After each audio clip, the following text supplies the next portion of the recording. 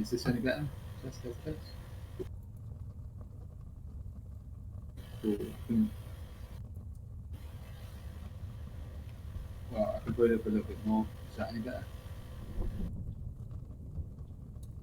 Cool. Right, that's up to max then. Hopefully that'll help. Cheers, bud. How are you, man? You alright?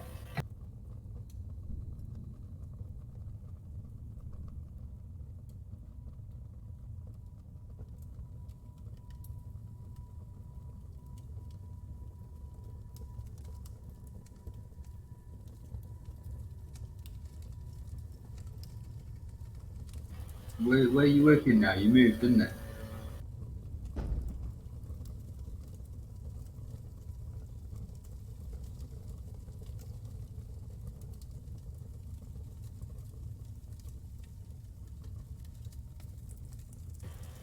Better weather.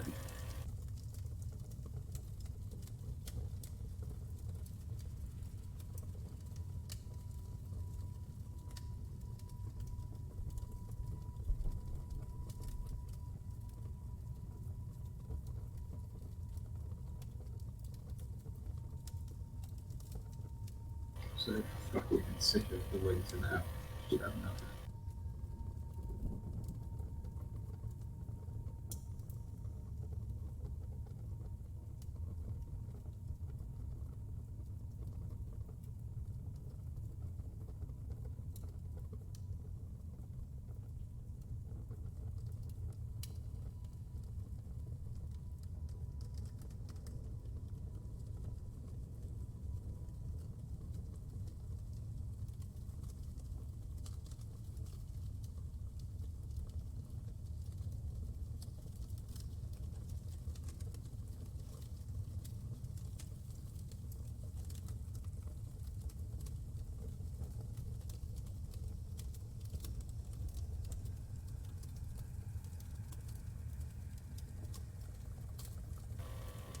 Sample of London.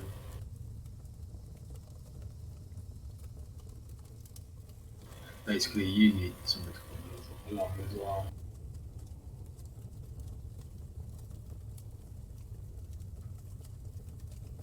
I said basically you need someone to come along as well. Had enough now.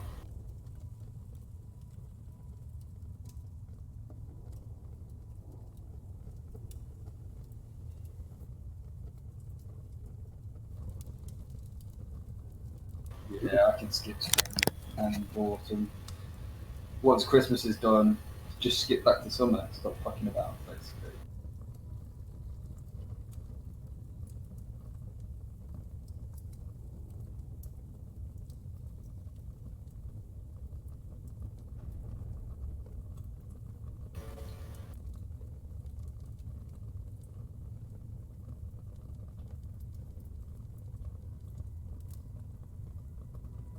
Okay.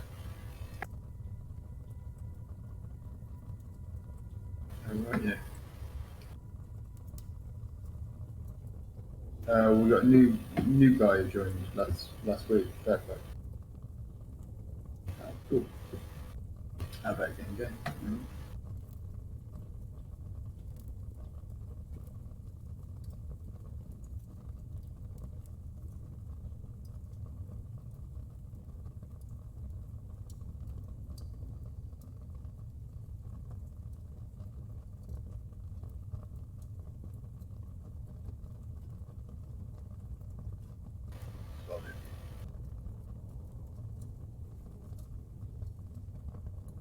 Where are we at to the end of that last session?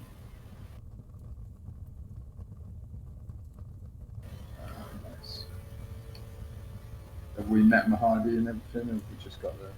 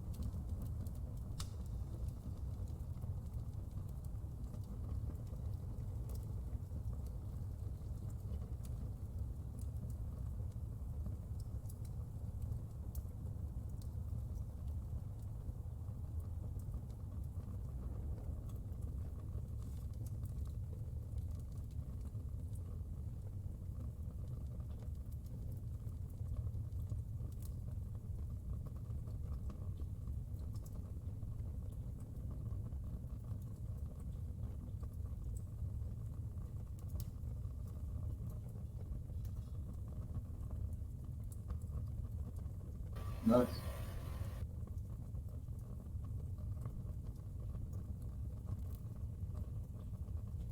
Yeah, you're not allowed magic either, yeah. Cool.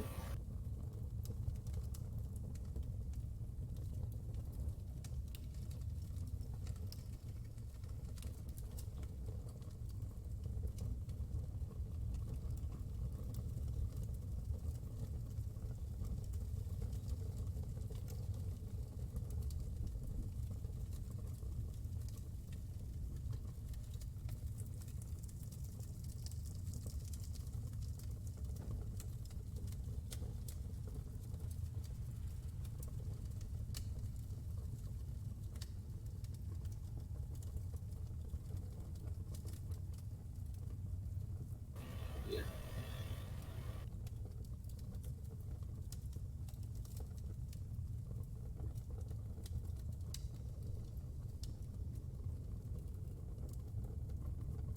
Nice.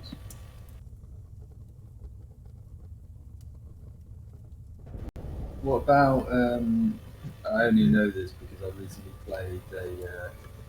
Well, I'm in the middle of playing a tier 4 um, mod that's set in Avernus, and actually at Mahadi's place, and there's a load of things you can spend soul coins on in that mod. Does any of that apply in the hard copy as well? Cool. Um, I presume it's like the same from that one. Because I think we got a couple of our sleeves, haven't we? We got a couple of soul coins in the bank, haven't we? So to speak.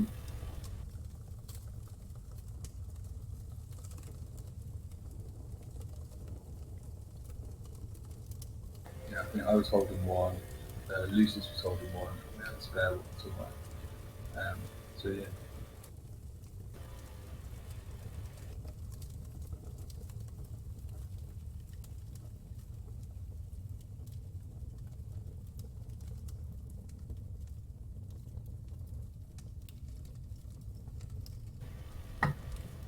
Yeah.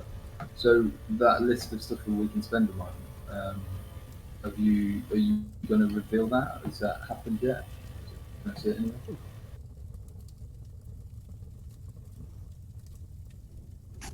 I think isn't the list? I want to say in the content catalog. Okay.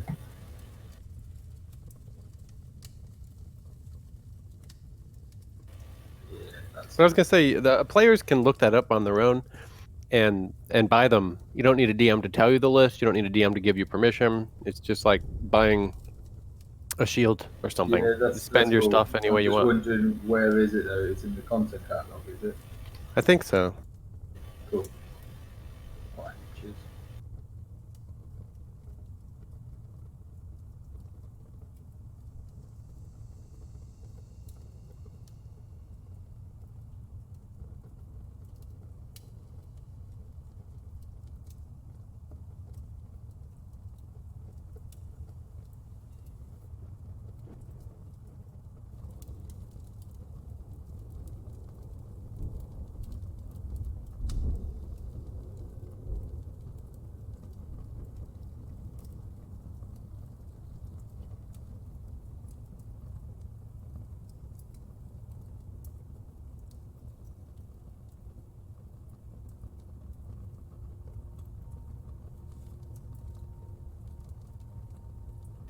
Okay. Well, we You can do mean it at the during? start of this section.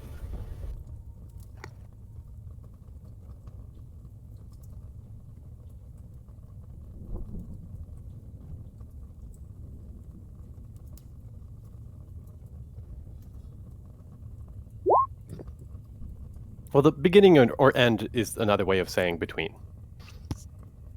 Or during is the only part that is during the adventure.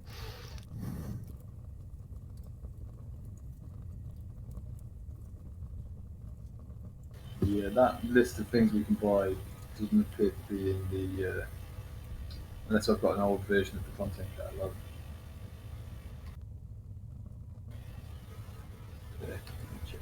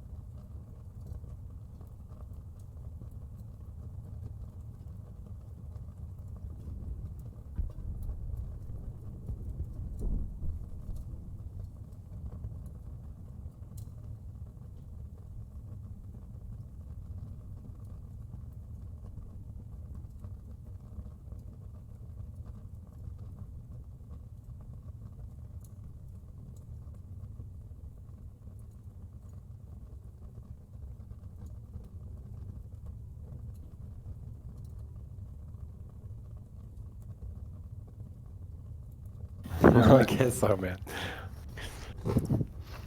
It's splitting hairs. I mean, this is something that's offered to adventurers, but okay, if you want, you can tell people not to use it. Is that how it's intended to? Yeah, they always write the rules that way. You'll find lots of things that say beginning and end of adventure because they a lot of times they forget that Adventures League happens other than DDAL modules that they write. It's just you know what they mean. Like, does it say that you need a DM's permission? No. And in between sessions, are you in that adventure? Not really. Not really. You're not in that adventure anymore. You come back, you're in the adventure again. Yeah, it's true. I mean, you can go off and play other modules between hardcover sessions, as long as you don't play another hardcover. You can come back to this one. Yeah, I mean, you could. I've got a character that it has been trying to finish. What's it called? Out of the abyss since season 3, like literally since season 3. He's played a couple adventures since then, but I'm not giving up. I'd still like to finish that adventure someday. If someone ever runs like the last chapter or whatever part I have, I'm not even sure which part I haven't done.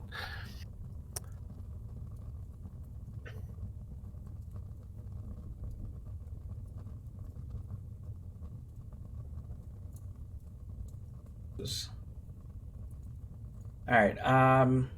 So you're at Mahadi's Wandering Emporium, as depicted in the screen that you see here. Big old place. Feel free to drop your token or whatever, so you can kind of get a feel for how big it's supposed to be. And this is obviously an artist's rendition, so it's supposed to be pretty big. In the middle of the night, you have dreams. And here goes.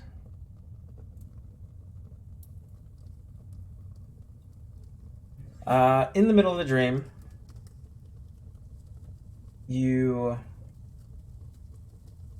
receive a vision of an awe-inspiring celestial serpent coiling around the imposing flying fortress of Zariel. It speaks in a booming voice. I am the serpent of the heavens, one who followed Zariel into Avernus and lived. I know you seek to perform a great task, one that involves my greatest nemesis. I have entrusted a secret route to Zariel's citadel to the tiefling warrior Adriesta. Find her, and she will show you the way to the fallen angel. And while this dream serpent speaks, your vision is flooded with images. One of where you're at now, the Wandering Emporium. Another of a tower of steel that looms over the river Styx.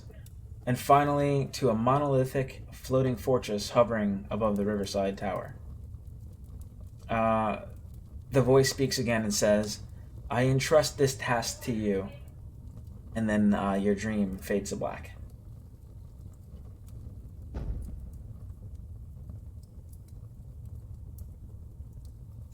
Cool. Alright, let's see where you folks are. Man, I had the craziest dream. Oh, well, it's probably not important. What was it? Oh, I was entrusted with a really important task. It sounded kind of scary. But, like, you know, we're already entrusted with all these other important tasks. Yeah, I think I might have had the same dream. Add it to the list. What? I kind of have a lot of weird dreams at the moment. I had one about a werewolf god talking to me, and I woke up with these nice tusks. Did you resummon Imp Dog? Oh yes. There you go. Fair enough. Easy peasy. So once we realize that we had the same dream, I guess I'll try to like write it down before the memory slips away in a book. I could take it home to Candlekeep someday. Awesome. And so I'm gonna actually bring you over to the encounter map Mostly because we're gonna have an encounter. Let's go ahead and just this is just my default random encounter map for now. All right, so Cool. Imp Dog is there laying on your bed. Hold on a second, I have a monster. Hold on a second. Yes. We're still in the Emporium, right? What? You want the balloon? Okay. There you go. Go ahead, take it with you. Yes, you're still in Emporium, but this is the map I have. Here you go. Go on in there, Izzy. Sorry, my kid is trying to get a balloon or something. How old is your? Jump real high. It's a girl. One more. How old is she? It's a 4. All right, hold on. I gotta take care of this, otherwise it's gonna be horrible. You gotta close your hands when you grab it. All right, here you go. Take it with you.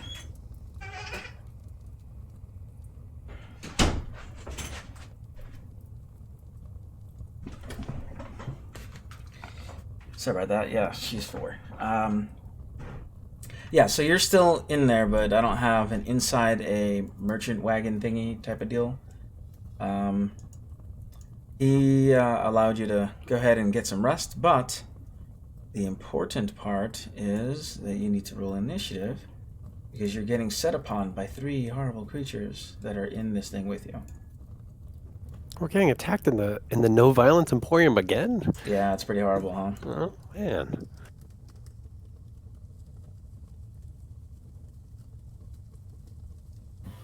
Hardy needs to work on his security.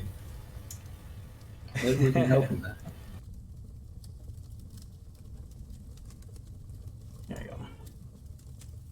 And you've already been given the, the go-ahead. I know it says no exceptions and there's a story reward or whatever, but that's to keep people from, killing Wahadi and everybody in there. So. Okay, cool. So you're not gonna have to worry about it this time.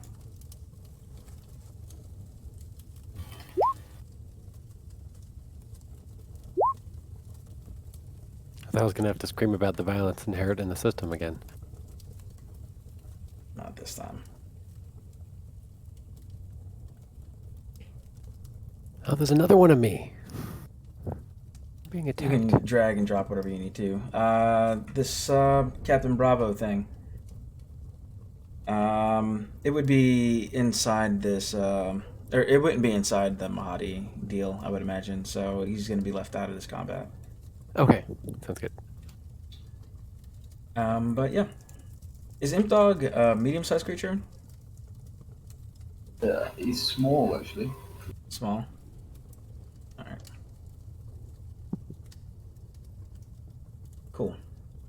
We'll use that for now then. Great. All right. I need to reroll initiative because I deleted the token that had initiative. But we can set it back to what Sure. it was. It was Go ahead and 12. You so Okay, I'll do please. it. No problem. All right. So the first one, after you are awakened from this dream, you're beset by a trio of hellhounds, and let's see.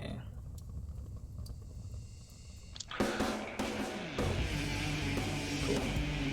And this one's gonna get to go, I guess. And just imagine that you're inside like kind of like a camper, right? And suddenly there are these, like, the door kind of creaks open, and you hear a low growl. Imp Dog kind of like perks up a bit, alerting the rest of the two of you, so that way you're not surprised by combat. But the first Hellhound does get to go, and it just kind of like tries to attack you, and it'll go for Chiron. As this creature with its horrible face and yucky features.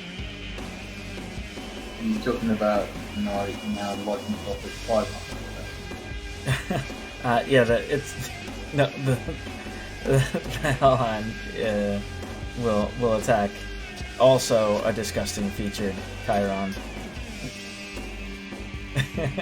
As it goes and jumps at you. with a bite. Would a 15 hit? I think so. No. Alright. So I'm gonna take it off of whispered rolls, despite the potential for shield. And Imp Dog's turn.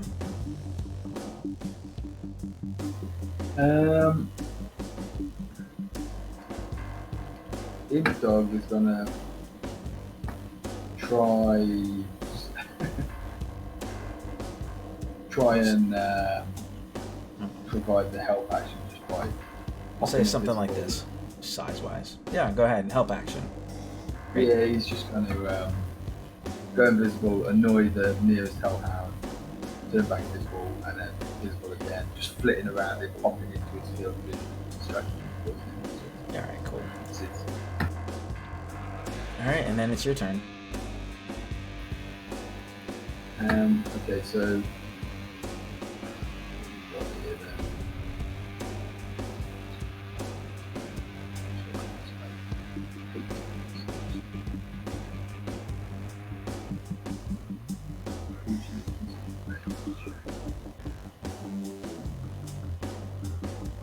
Okay, I'll try a hold monster that's attacking me. That's right. A hold monster? Okay.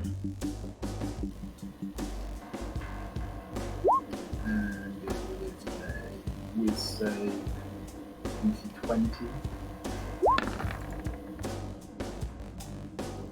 Alright, well that's not gonna do it. Okay, and then I'll just back away. What's the square that we're in? Is that as far back as you can go or something? That's like the inside, the interior of whatever this room is. Okay, so I can't really go out there unless it's an exit. Yeah, so like it's a big old caravan kind of deal. But an exit we'll say is like down here where these guys came from. Fine. I'll just back away then and hopefully have my less squishy friends between me and the enemies. Sure. Enter.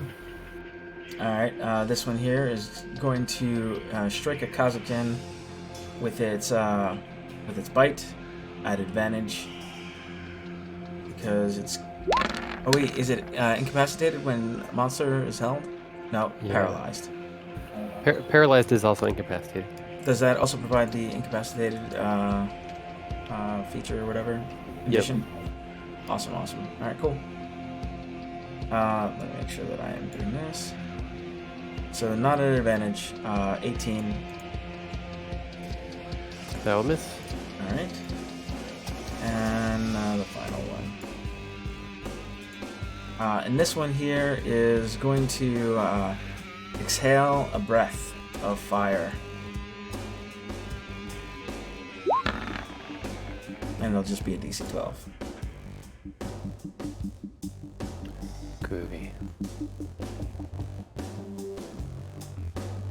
I don't think I have anything fancy for that. Oh. Charon. Charon's in it, Kazakin is not. Actually, you know what, I would try to angle it, I think, to try to get you guys. Give me one moment, see if I can. Yeah, that's pretty good. Oh god. Alright.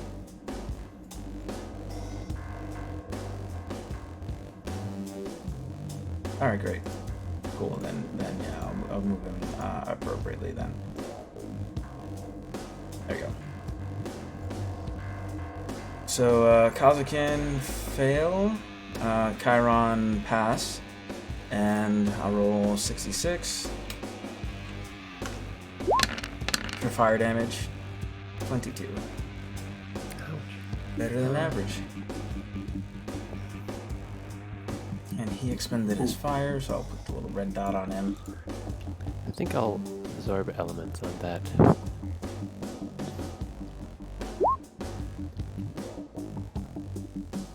Okay. You take half damage. Great.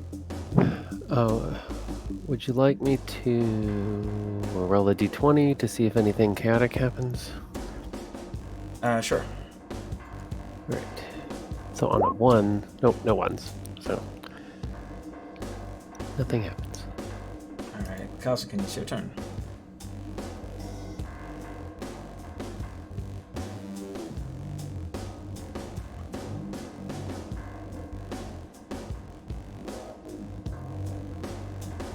Kalsikin? Oh, sorry, I was muted. Cool. So let's go for the paralyzed one. That'll be. Maybe that's silly. Is that silly? Yeah, that's silly. All right. No, do what you're gonna do, man. If I had lots of spell slots for smiting, I would, but I don't actually have them. I'll go for the one in front of me. That one hasn't breathed yet. No. So I'll use Tides of Chaos to get advantage and do a cleaving glaive attack. Yeah. Okay, an additional 1d6. Let me just damage. make sure because of elven accuracy. Nope, no crit. Oh yeah, It is well immune to the 1d6. fire, so Yeah, that's as fine. you try to hit it, it doesn't matter. Right. So just the 27 slashing there, and just go for another attack. And he's bloody. Cool. Man, maybe I should have used Head's Bloody Curse. I would have gotten a crit. Hey, that's pretty good. You hit. So 21 killing that damage. one. Ah, excellent. Well, then I get a bonus action attack. So I'll go for that one over there. That's 10 feet away. And I'll do another big long swing. Boy, these attack rolls have been great. So 20 more damage. Alright. And I will step over. Let's see, somewhere that is less cone-shaped over there, and that's my turn. Alright, this one is incapacitated. Does he have a save he can make or no? Wisdom at the end of its turn. Stand by. Alright. Yeah.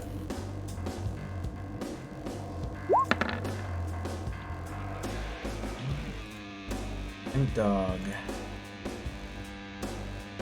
He's going to fly over and annoy this guy, and then turn invisible. And then come back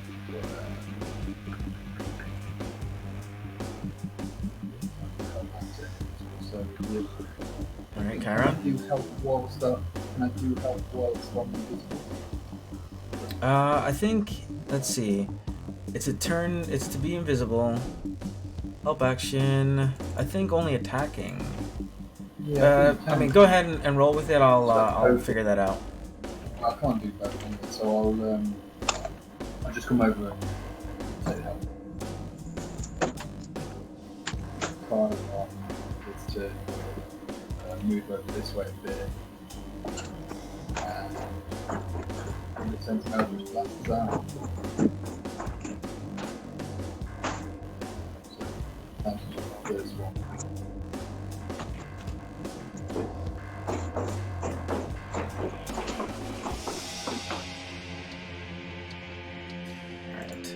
Okay.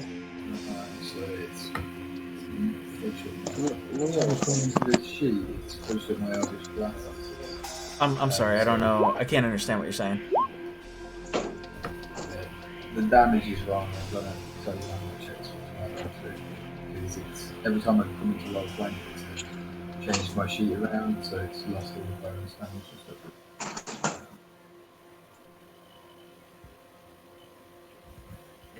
Okay, so who is this on? Is this on to pink? Not the one that's held. It's on the other one. Yeah, that one there.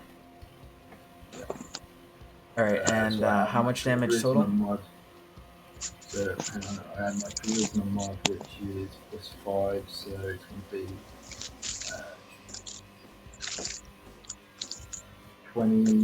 30 total if all three hit. 33? No, 30, 30. 3-0. It is dead. Okay. All right. That one's dead. That one's dead. Kazakin, your turn. There's only one more.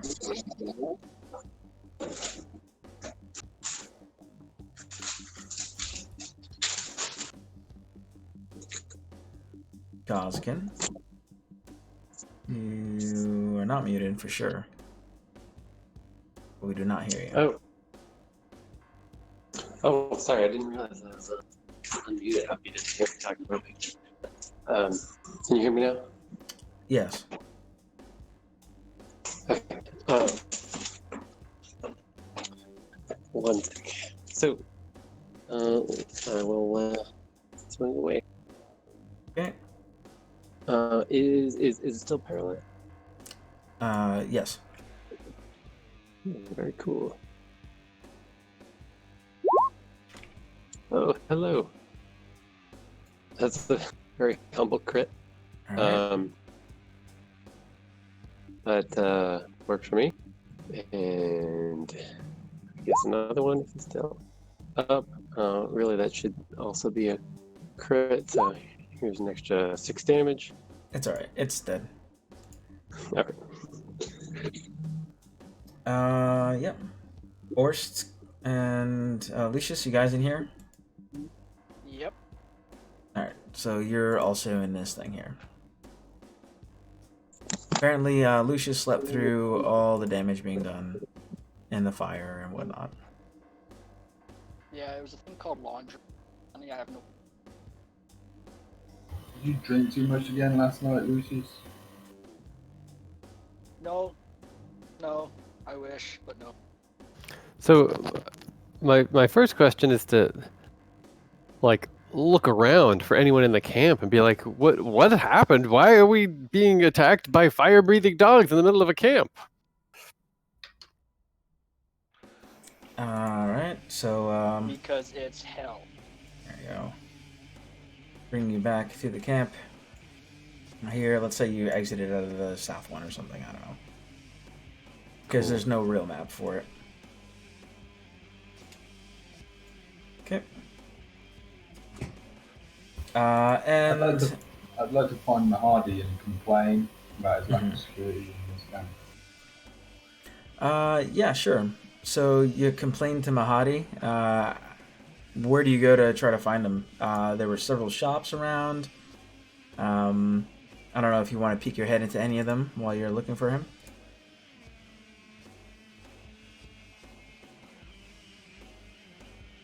Well, have we secured the appointment for the hag yet?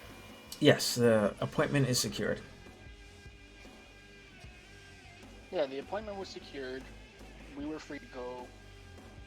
I don't believe there was anything that we actually had to do. Use this area to rest up. Yeah, he just allowed you to get a long rest here. Oh, speaking of which, I need for each of you to do something for me. Let's double check what it is.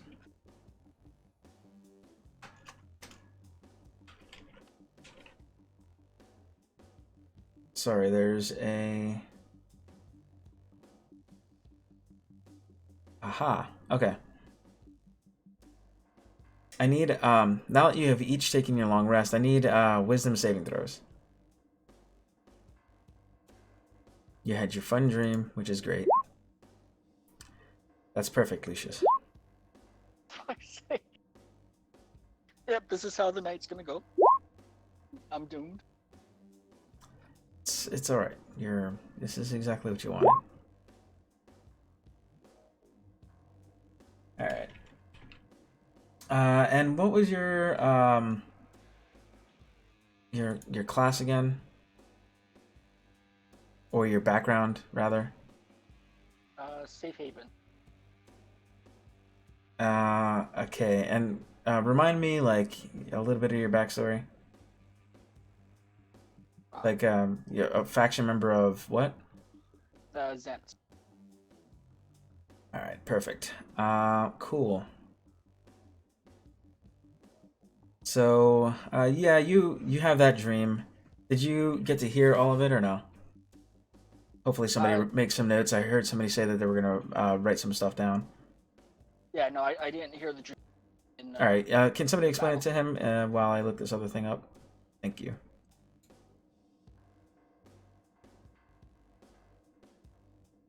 Kazuki, you wrote it down, didn't you?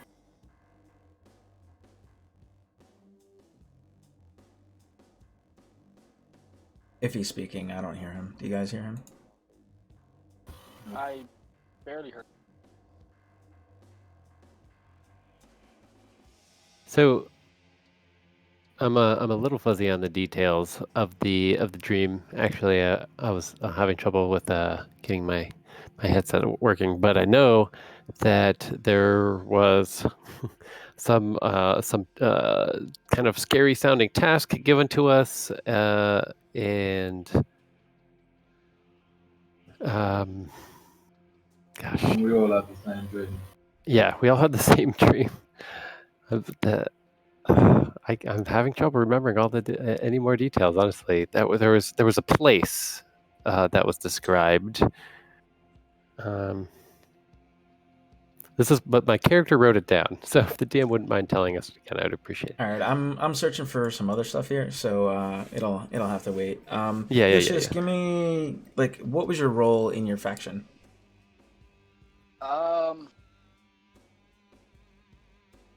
I wouldn't say he really had a role per se. It was more like a lot of it was spy work and undercover, but he did more like a little bit of everything except for like, the administrative. Okay, so like he was always clandestine type, right? Yeah. Great. Field agent sort of thing. Cool, that's great. So we're gonna throw in there one of your, let's see. So one of your personality traits have been changed again. Another one? God damn. Yeah, personality trait, ideal or flaw. So let's see. What did we give you the last time? My ideals, where I be greedy. Yes, I will do whatever it takes to become wealthy. So now we're gonna go with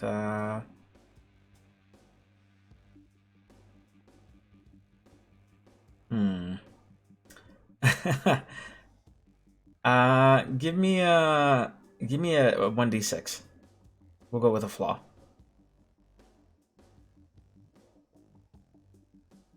Oh, but the flaw suits me so perfect. I mean, you can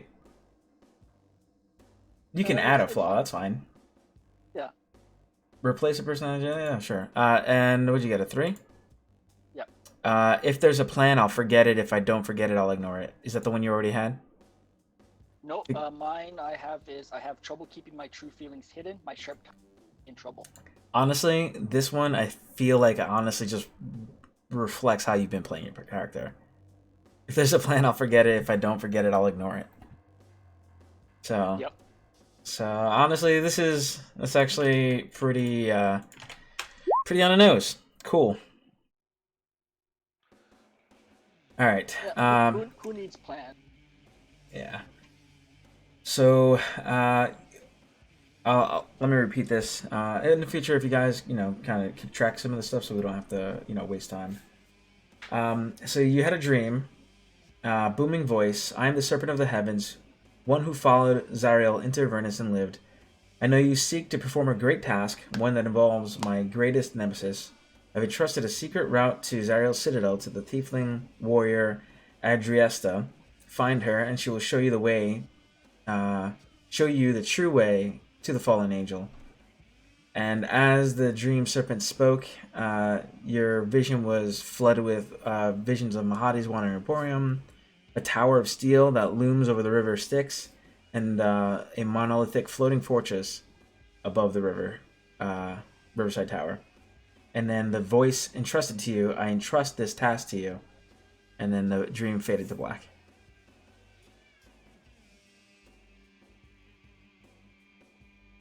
But yeah, it's just a dream. So it's okay if you forget it again. Most dreams get forgotten about. So wait, the last part. So there was the tiefling Adriesta that knows the path, the secret path, The true path. and the true path. Okay, and then the last thing was like visions of Mahadis. Like so. Yeah. So you What had was that again? visions of Mahadi's Emporium, a tower of steel that loomed over the river Styx, and finally a monolithic floating fortress hovering above the riverside tower.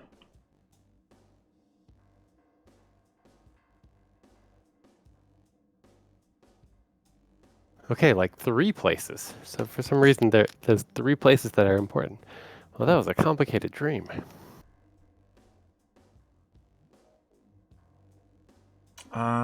We have Lulu around too. Yeah, I forgot about Lulu. And Lulu wakes up totally well rested, bright-eyed, bushy-tailed. Hi everyone, how are you? Did you rest as well as I did? These pillows are so fluffy. Did you have a weird dream, Lulu? No. I dreamed of the normal kind of stuff, like marshmallows and warm baths. Playing in the sun, that sort of thing. Oh, that sounds nice. So nothing about a monolithic tower or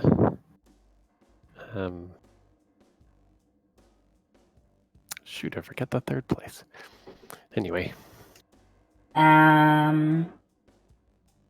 No. It's okay, Lou. They sound like fun places to go. Have Let you me ever heard of a see. tiefling named... What was the tiefling's name? Adriesta? You ever heard of a tiefling named I'm writing this down now. Yeah. I appreciate it, thank you. Oops. Yeah, please write this down. Tell me all your dreams. Adriesta. No, but you did say that, there's lots of, honestly, there's just lots of things I don't remember. But maybe, maybe when I, find the sword or whatever, might be remember more, or, maybe when I see Zariel, I'll remember where the sword is, for real. Sorry that I got you stuck in Harmon's Hill. She took the party to the wrong place last time. She thought the sword was there. Oh. It's okay. We all make mistakes.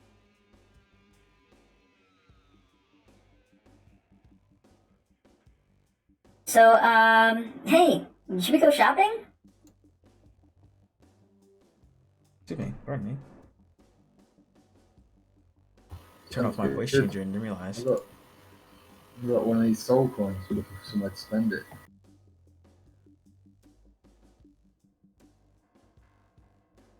All right, yeah. What do you want to buy?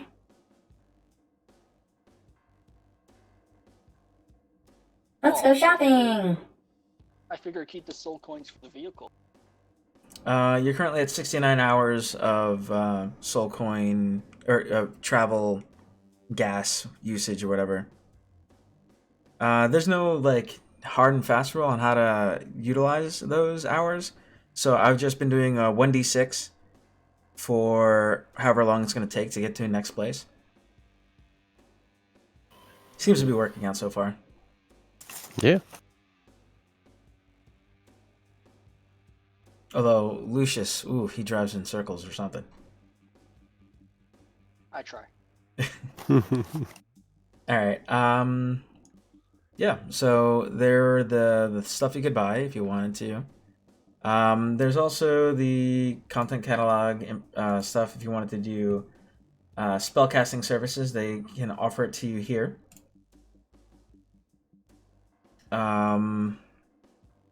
Or you could just leave. That's fine too. Can we ask Mahadi if Mahadi's ever heard of a tiefling named Adriesta?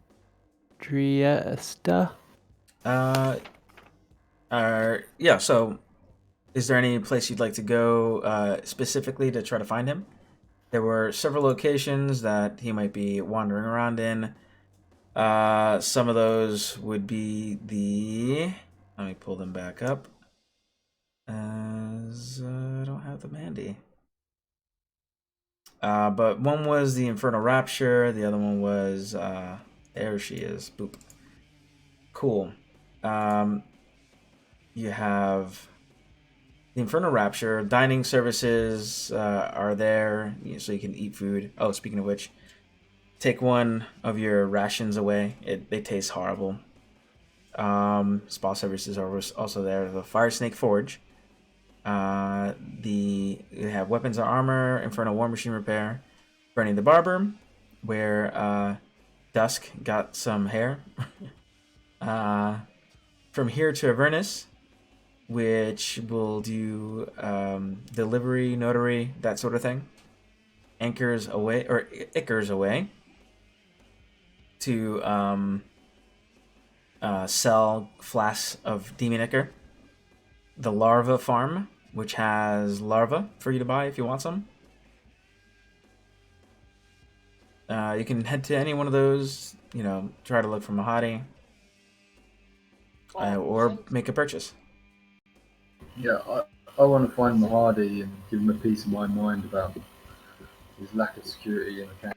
Great. Which of those locations would you like to head to? Well, since Mahadi runs Infernal Rapture, He does, might yeah. as well Well, he runs the check whole where place, he's there. right? But yeah, sure. Okay, yeah. You want to go there? Might as well check his. Yeah, might as well check Yeah, his sounds business good. first. Anyway. And if not, they know where he tends to go. Very good. So while you're heading over to the Infernal Rapture, you notice on the outskirts of the Emporium, gazing out into the wastes, is a woman with horns. But she's just outside. And it looks like she's about to get attacked by 4 spine devils. Oh, Did we see a But, Driesta in the- our dream? And does this woman No, look like no, you didn't. You didn't see a person. Okay. You just heard the one person. Well, you heard the voice, booming voice that said, "I am the Serpent of the Heavens," and you saw visions of these locations: Wandering Emporium, the tower by the sticks, and then floating, tower or floating building or whatever above it. wait, what floating building above what? Above the tower. Ah, So there's a tower of steel by the sticks. Above that is a floating fortress. cool. So it's But Infernal Rapture's right there. You see people come in and out, of different varieties. You see a couple red caps. They're being ridiculous like they are. They seem very giddy to get the matching nails to match their caps. You see Fashion forward. yeah, you see an imp yelling at some Lemirs, tell them to hurry up because they're bringing delivery. That sort of thing. All sorts of stuff.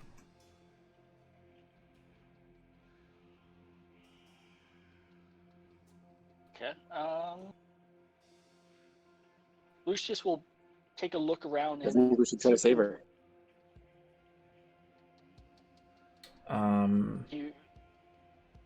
But we can't do, because the rules still apply of no violence and no magic.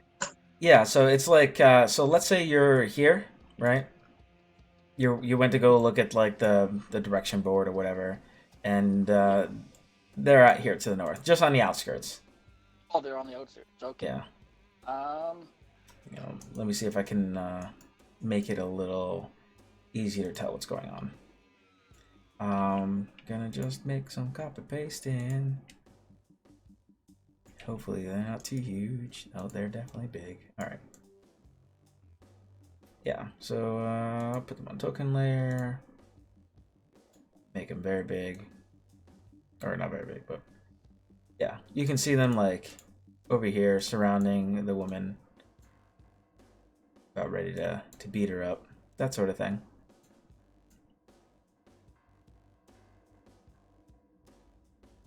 She's not large. She's a wee one.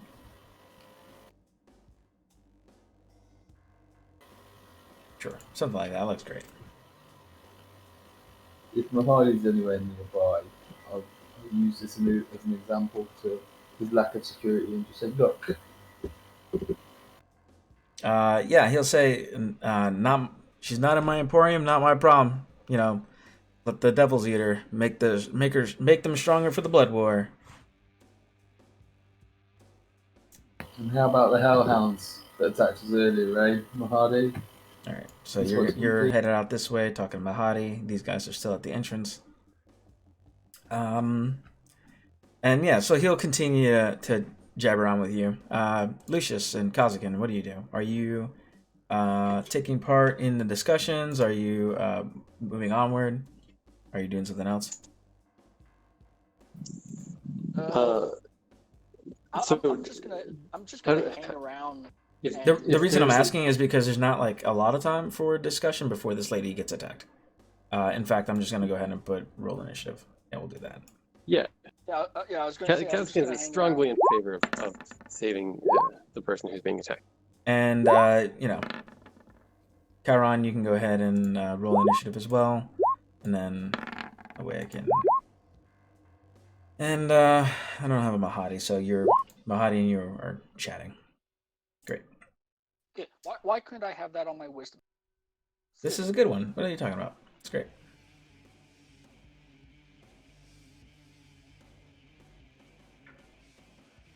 All right, so what's up? Which one was our tent? I don't know, far to the south. Okay, so is that where Captain Bravo would probably be? Kind of outside there? Oh, you would have brought him with you. It's fine. If Okay. you went like anywhere not inside your thing, he'd be with you. You could be riding him if you want. It's fine. Cool. Thank you. Mm-hmm. Go ahead and just drag him. Oh, this is perfect. She's gonna get killed. Good.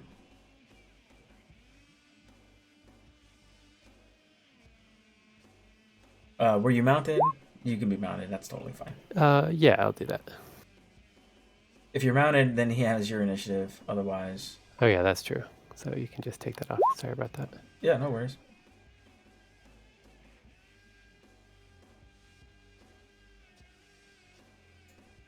I'll move him to back. Okay. So Or from try there, to. I'm trying to move this into front. Let's see. No, still nothing. You said- Great. and you said that these were horn devils, Spined. spine devils. Ah, there we go.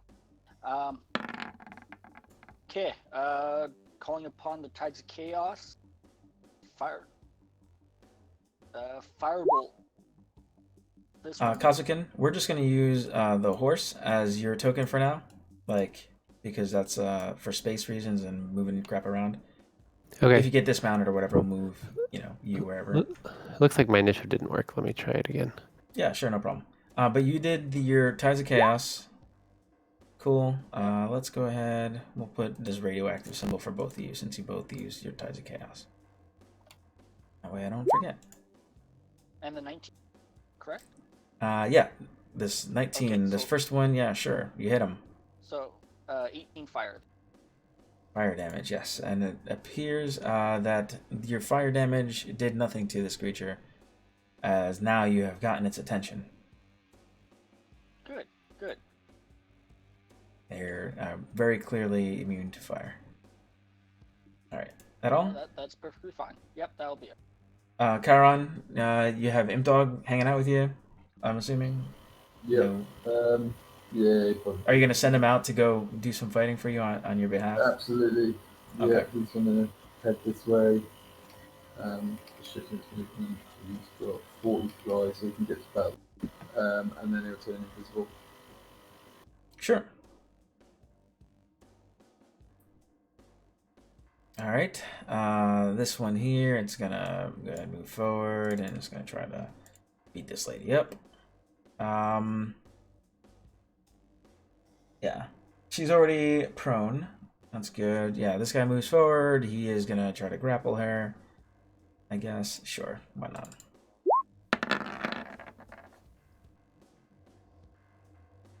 And okay.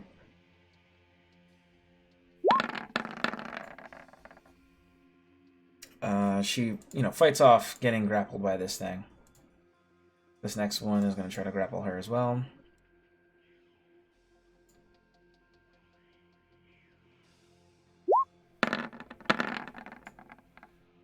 And she'll try and fight it off. She fails. She is grappled. Next one here is going to go ahead and something tried to strike at it. It's going to go ahead and try to strike back. So it's going to fly up with its very powerful wings. Super powerful as this small creature. He's this small little guy. Although despite the appearance of it being larger, so it's probably like this. Boop. But we're just gonna. Oh no, that's just for tiny. You're right.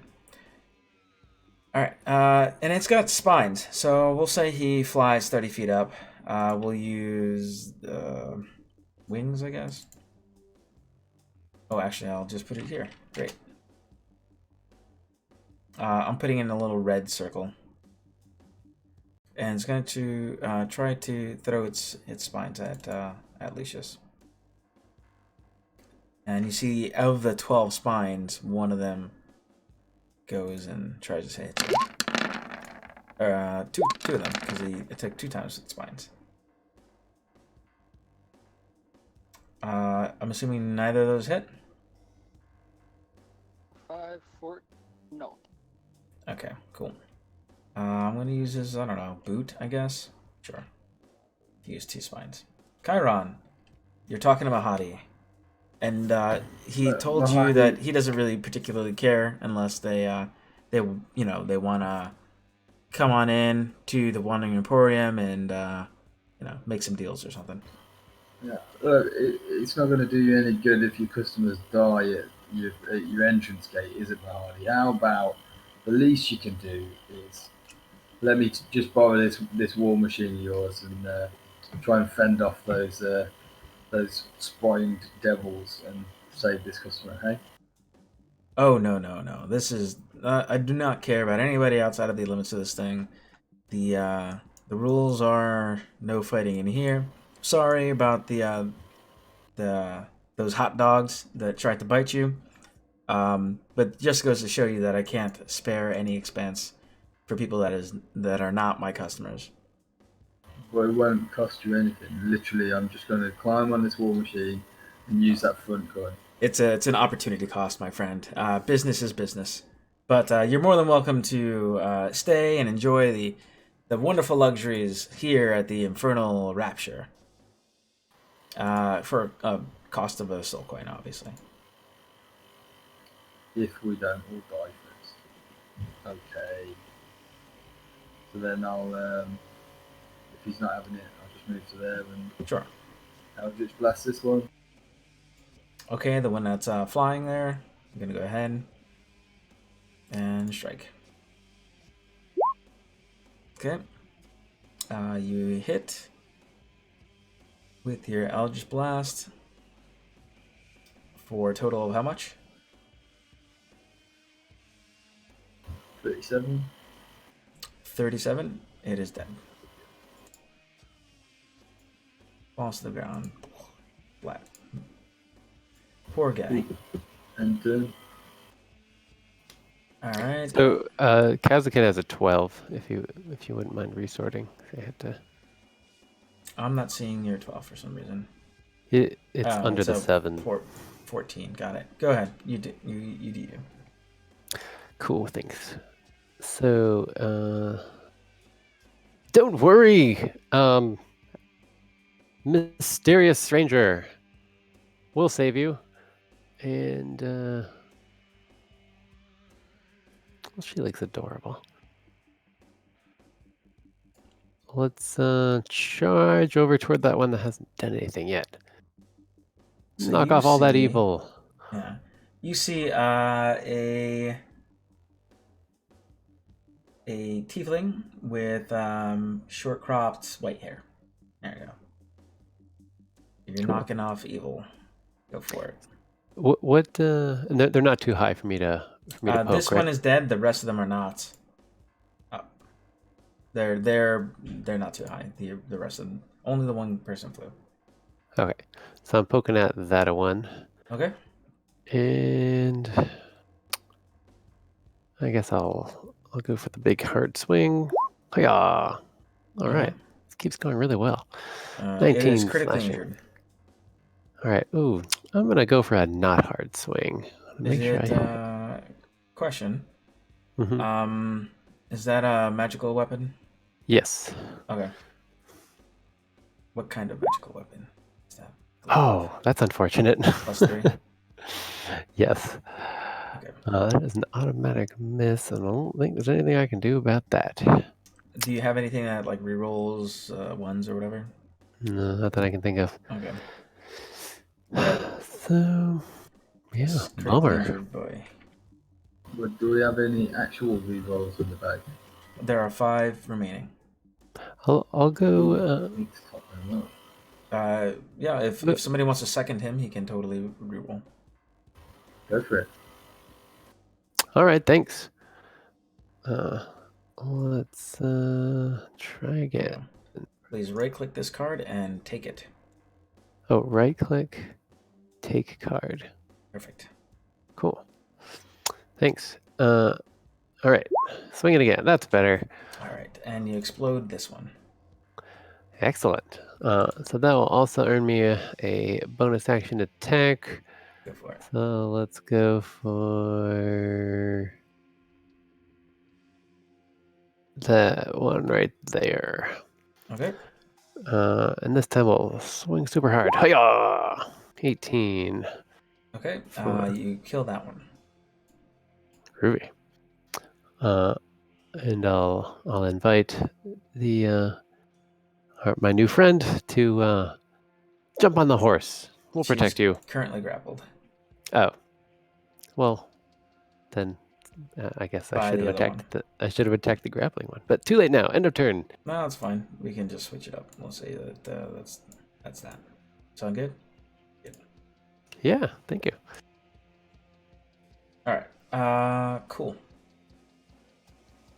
So she looks up at you with big old, like, crying eyes, and let's see. Believe that this creature can only carry the 1. So I don't know how that's gonna work. Yeah. I don't think there's any hard and fast rules about how many creatures can go on a thing. They have a weight capacity. Yeah, so I'm not gonna worry too much about that, and she's gonna try to disengage and run this way.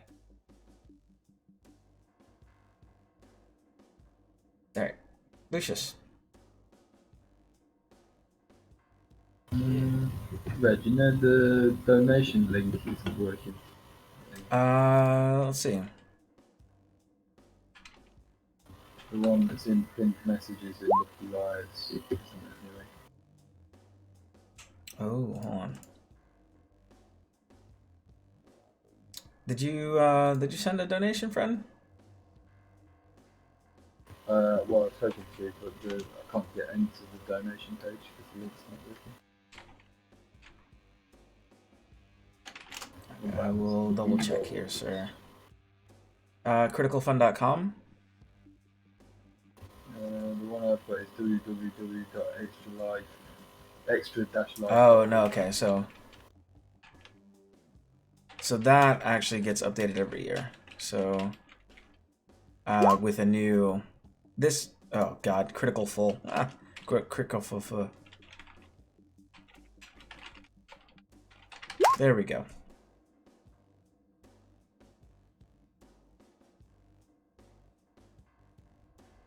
And that should redirect you to the right location.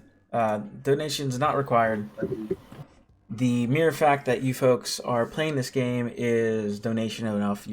That's why I set up the time counts webpage. You're volunteering your time to play some D&D with me in order to, make the whole what's it called? Man, my brain is not working right now. But for what do you give artists instead of money when they do something for you? Exposure. That's the word. For the exposure, raise money for the Baltimore Children's Hospital, John Hopkins Children's Center. So last year we raised $1,800 and some odd dollars. Right now we're up to $150. Anybody who donates $10 or more gets to add one song to my workout playlist, and it will be on repeat for the duration of the rest of the year. So that's my little spiel. How cruel can I be with that? Hey man, wait, how much do you need to get the song? $10 or more, and I have a playlist on Spotify called Bardic Inspiration. So long as I can get that song on Spotify, that song will be part of my playlist for the rest of the year. To go for something like really slow, like Pink Floyd or Enya, it's gonna be like really hard to work out to. So like I got a buddy, I donated towards his. I basically stole that idea from him, Mr. Richard Mosier, super extra life fundraiser. He's awesome, and I donated, and the song I recommended was "I'll Make a Man Out of You" from Milan. But he's only doing it for the one workout, like that song for one workout, but just the one song for the entire thing. My deal is I'm doing a playlist, so and that entire playlist will play for the rest of the 2020. So, be kind or don't, whatever. It's your money. So, anyway, Lucius, I'm sorry I took up your time. No worries. Sorry, dude. So gonna move over here. Okay. And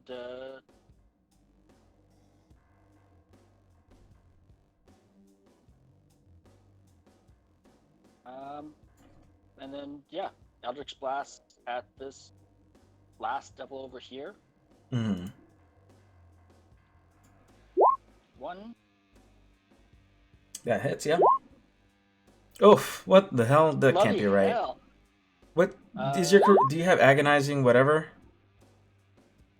Nope. Yeah, you don't add. Oh my god, 1 damage. All right. That second one will hit as well. So for 6. Third for extra 3, so 9 force. 9 force damage. Awesome. That one is bloodied. Okay, and that'll be it. Awesome. Thank you. Ooh. All right. Cool. Sorry, I got a message from my extra life buddies here. Thank you very much. All right, cool. Where was that link? Maybe I put it in the music room. So I'm just gonna, what? I'll get that link later. If somebody wants to go to the music room and go find it, that's cool too. But Imp Dog, what are you doing, friend? He is gonna invisibly give the help action. Okay. The nearest. Yeah, I think he can give the help action. I think the only thing that breaks there is Attack him and that, yeah. So you can just poke him, basically. You poke him in the eyeball. Mm-hmm. The way I like to think about it is they are like, I don't know, invisibly just farting in their face or something, or like just, telling bad jokes or all kinds of stuff. Yep, sounds good.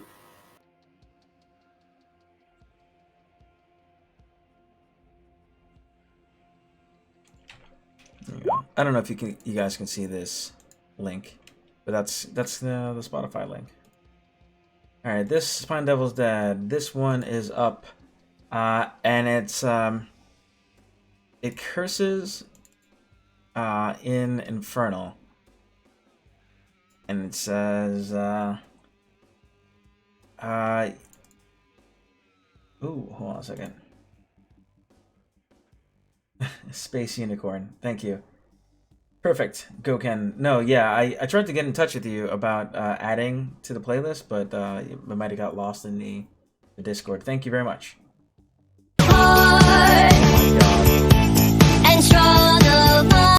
Okay. Great. Space Unicorn Parry Grip. We'll add that to the playlist. Let's go. Sweet.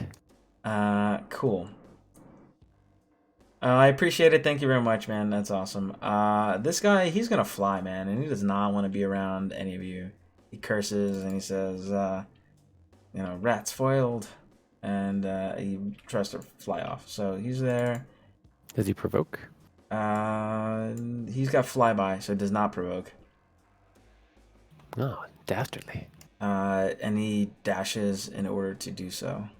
Like 80 feet that away. But I know you guys have Eldritch Blast, which has infinite range. So, Chiron. Well, it doesn't have. It still falls under. I'm just saying, it basically has infinite range. It's dumb. Wait, is it 320 feet or something ridiculous? I think it's only. No, it still falls under the 120, like Chill Touch or Firebolt. Well, Unless it he's has only at 80 that- right now, so. Yeah. Chiron? I'm trying to would you think like of do other honors? things to do other than Eldritch Blast. That's what I like to. If I can get on the Infernal War Machine and say, give him a bit of that. But from range, there's not much else I can do really. No, it's fine. It's I don't see Mahadi expending resources on somebody that's not like, imagine him kind of like a corrupt businessman. Well, not a corrupt businessman, a businessman that the bottom line is for his people, right? Not necessarily corrupt, but definitely not going to waste some time on some person until they're his customer, right? So Let's go for a bonus action Hex and then Eldritch Blast. yeah, I mean, he's already very injured. Are you sure you want to hex him? May as well, because it lasts 24 hours anyway. If we long rest, I'll get back. So, like, and I can always move it. You know what I mean?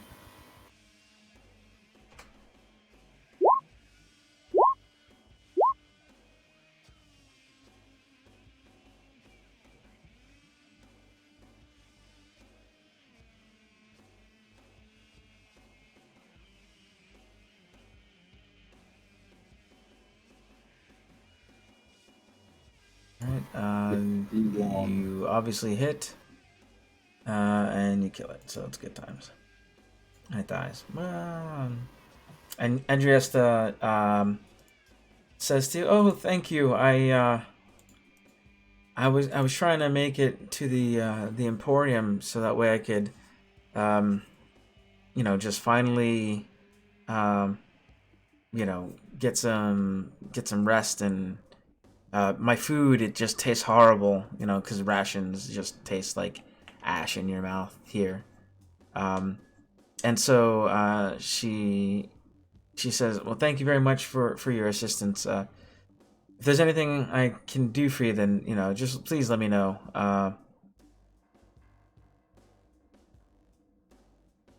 Wait, what is your name? Address them? Oh. Don't take this the wrong way, but I dreamed of you. All right. Settle down. If you need something, go to the Infernal Emporium or whatever, Infernal Rapture. I'm sure if you got enough soul coins, they'll take care of your needs. Just because I'm a tiefling, and she starts to go on. Wait, do you know who the heavenly serpent is? And when you say that, she does like the rock eyebrow at you, and she says, I'm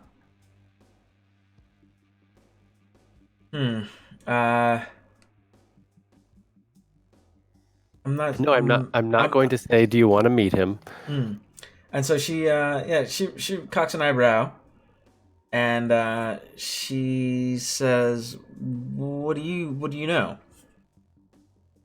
He told us that you know the true way to the true secret way to Ariel's A. I say like in a hushed voice, looking around. All right, I'm gonna. Okay, so this little card you've got now, that's gonna represent you having an inspiration, because I appreciate that. I don't know, that made me laugh. So yeah, Thanks. Kazakin has an inspiration, and so she'll say, yes, I do. But what's it to you? Yeah, I don't know. Yeah, what's it to you? Well, Lulu and I. Lulu's. Oh yeah. Is Lulu around here? Where's Lulu? Where's Lulu? Yeah, Lulu was poking her trunk and checking out like Infernal Rapture or whatever. She saw something pretty. She was maybe thinking about getting a trunk waxing or whatever. But she pops back out. Lulu, wave hi. Yeah, Lulu will go. Oh, hey, who's your new friend? Oh, she's pretty. I like her horns. Oh, I like her hair. I want hair like that. Well, yeah, she's the lady from the magical dream who knows how we can get to Zariel. Maybe with her help we can redeem her and save all the fallen. Redeem Zariel? Oh, yeah, I like that idea. Oh, did she have a dream too? I like dreams. I dream about popcorn sometimes and peanuts, and I like to go swimming. Actually, I think I had a bad dream about. Yeah, I don't know. And then she just kind of blathers on. Like, imagine, have you ever seen like Steven Universe? The movie or whatever. I got kids. They watch it incessantly. Think of like Betty Boop, like an old timey, like, I don't know, 1920s cartoon character. That's super chipper. That's how I imagine it is. Thank you. Much obliged, sir. Appreciate it. Welcome. I appreciate it. Please be kind with your musical selection, please. Just go ahead and put it in either Roll20 chat, or go ahead and put it in Discord or whatever, and we'll figure it out. There's an option on the donation page to put it in. Oh, okay. So you got it through that way. Perfect. I'll get it. That's good. Thanks, man. And so she seems pretty hesitant. She says it's a very difficult journey to go to this. I don't know that I'm able to do so. Maybe if we had a few more friends. All right, but so who are we looking for?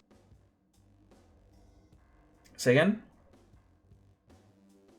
Who would you want to accompany? We got a line on a unicorn. Would that be helpful? Ooh, a unicorn. That would be very helpful. Yes. You know that demon zapper? Uh-huh. Well, there's a unicorn in there, and we know how to get it free. I think. We kind of know. I think. Oh my, that is We know one way. okay. I think a unicorn would be extremely helpful in getting through this. It's obviously, you can see how much power is inside of a unicorn, and we might, it might help us to get there safely. Also, didn't we have a quest to meet with Belle or something? It's a little bit less of a. She looks at you very askance and she says, who is Belle? Am I remembering the name wrong? There was No, so it is Belle. Not necessarily a quest. Well, I mean, yeah, he was the former leader of Avernus before he was deposed by Zariel. So, yeah, we have reason to believe that it is a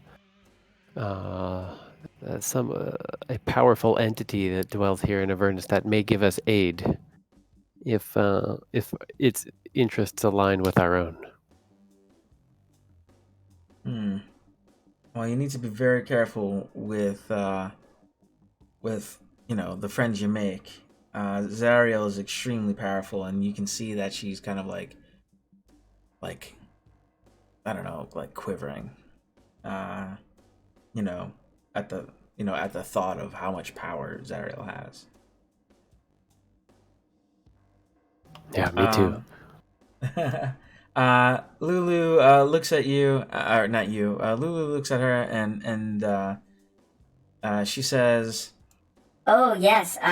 Well, Zariel was my friend, and she was very powerful, but she's changed. She's not the way she used to be. So, anything I can do to help my friend, I want to help her. Will you help us? and Adriesta says, "Okay. Lulu was your name?" And she kind of like looks at her. She says, "All right. I'm Adriesta, and I will help you. Thank you, Knight." And she goes to take a look at Bravo, and she says, "May I?" As she goes to like pat his head.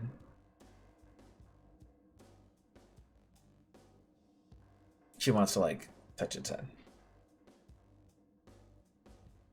Are you muted, sir? Who's she touching? Lulu? Bravo. Oh, Captain Bravo. Oh, yes, Captain Bravo is all into it. All right, so she pats and she says, "Okay, I will join you." And you can see on her that she's got, let's see what kind of equipment she's going to be rocking. She's got a long sword that she uses with two hands. So she will, say and she's got what kind of armor on her? She's got split mail. I will join you, and I will help you if that's what you wish, but it will not be safe. We'll need to go to the Stygian dock, and from there, Is there an iron tower there? Yes, it's right near the river Styx. It's it's part of the reason it's so dangerous is the blood war and all. And is there a floating fortress or something? Well, that could only be one of the flying fortresses of Zariel. So, all right, if you want to get, I can show you to Zariel's citadel, right?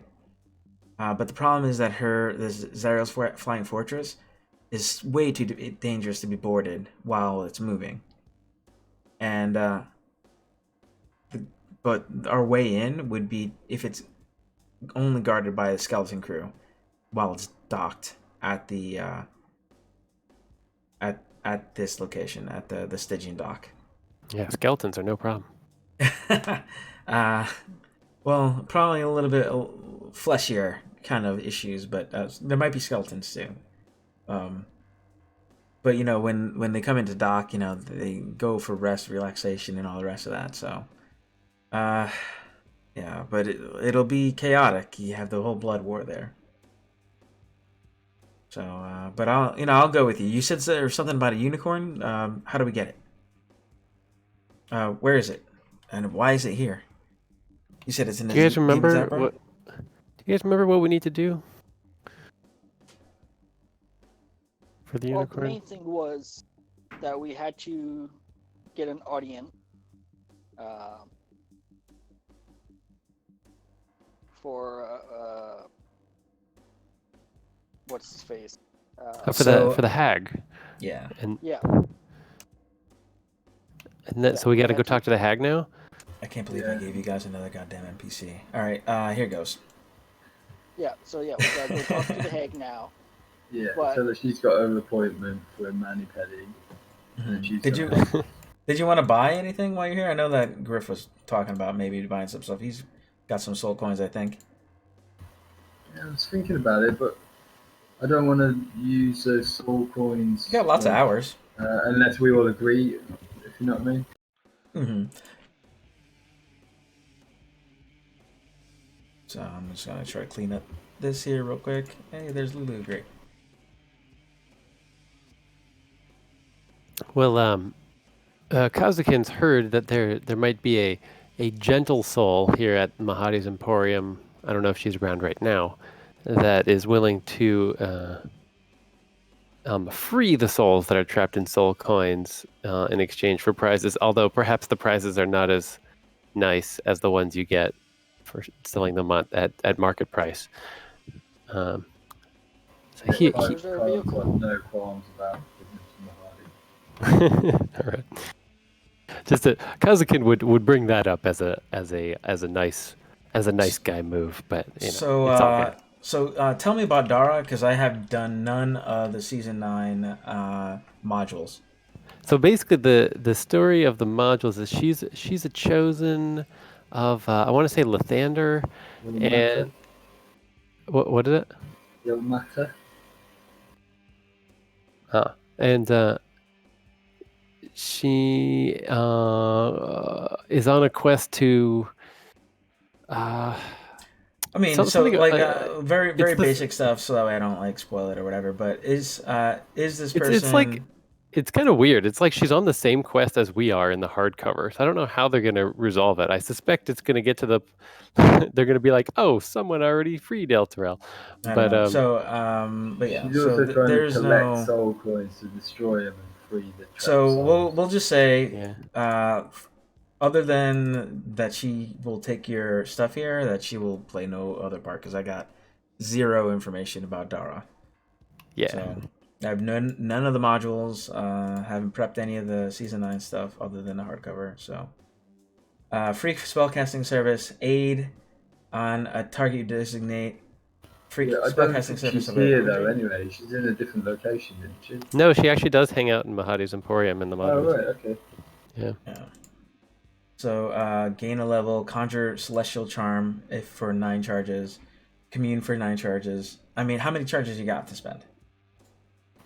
9 potentially. So commune, conjure celestial charm, aka you get a Pegasus. Gain a level. We need at least a couple of coins for our vehicle, though, probably. Yeah. In the bank. So I think you have 69 hours left.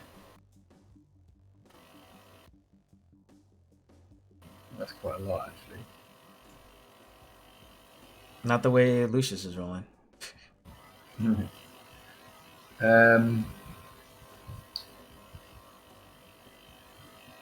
I don't know what commune does.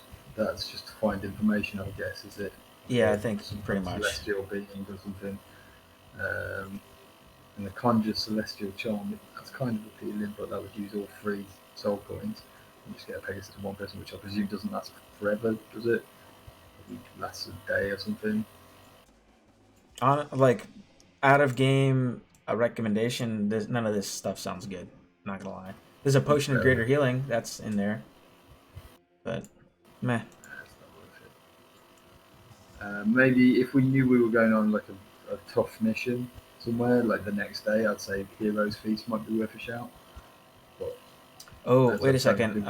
Hey, Griff. Not Griff. Did you all... Yeah, no, you did. You all rolled for your long rest. potential evil thing. Got it. Cool. All right, so it sounds like we can proceed then.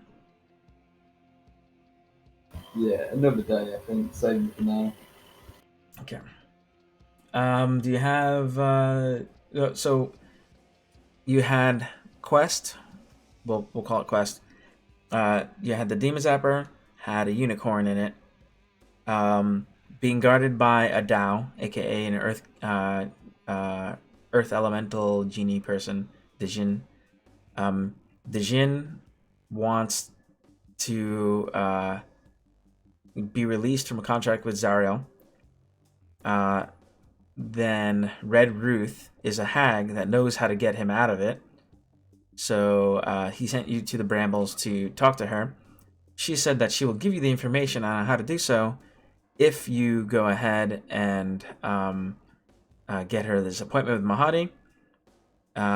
You faced some trials or whatever while you were in this place. Mahadi said, sure, he'll go ahead and let you, do this for her. So if you wanted to complete that chain, it would be to go to Red Ruth, protect her little fort while she goes and gets her mani-pedi, and then take the information she gave you and help out the Earth Elemental guy. Or gal, rather, Razala. Which was Do we think we could do that in one day? Depends on you. Distance-wise, like distances to those people. Oh, so you're gonna have to spend a day at the fort for the Red Ruth's place, and the distance will be whatever your driver rolls on a d6. Yeah, But it's the start of your day right now, so. Cool. Yeah, I'm in. Do we want a hero's feast before we go, guys? I'm happy to spend my soul coin I'm holding, if so.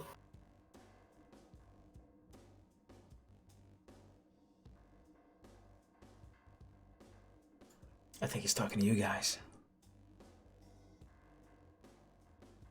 Well, it's up to you. Like, if you want to spend your soul coin, go ahead.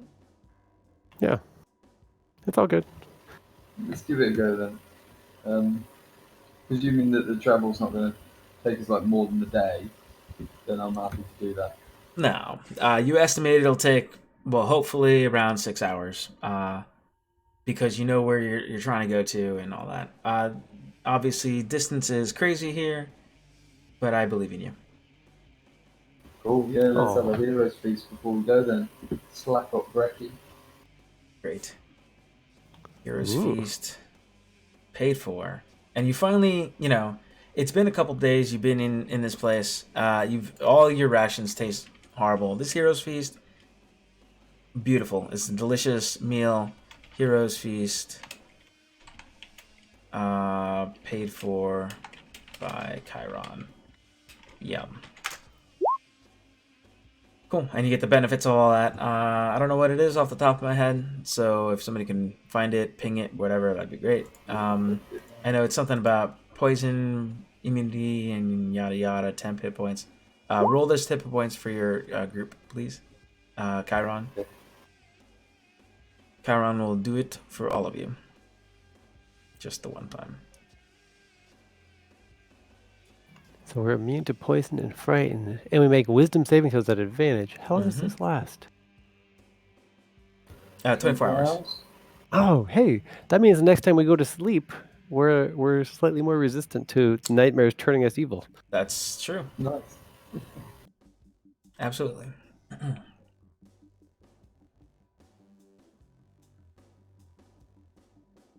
So go ahead and roll that, Chiron. And who is driving the Gorguts gang demon grinder? Lucius was. Okay. Was and is are two different things. You guys still good with Lucius going for it? Yeah. If he wants to. Sure. I always let Captain Bravo do the driving. So the 2d10 was to see if he got to the right place. And yeah, you made it to the right place. Roll 1d6 to see how long it took you to get there. No, I thought that 2d10 That was was for my the maximum yeah, the point. hit points. Oh, I'm sorry. That's your maximum hit points. My bad. I still need a 2d10 to determine if you make it to your right place. Okay, that was a coincidence. And that'll just be from the driver. My bad. I used it for then Lucy.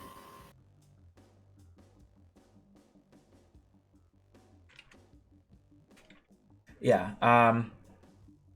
10.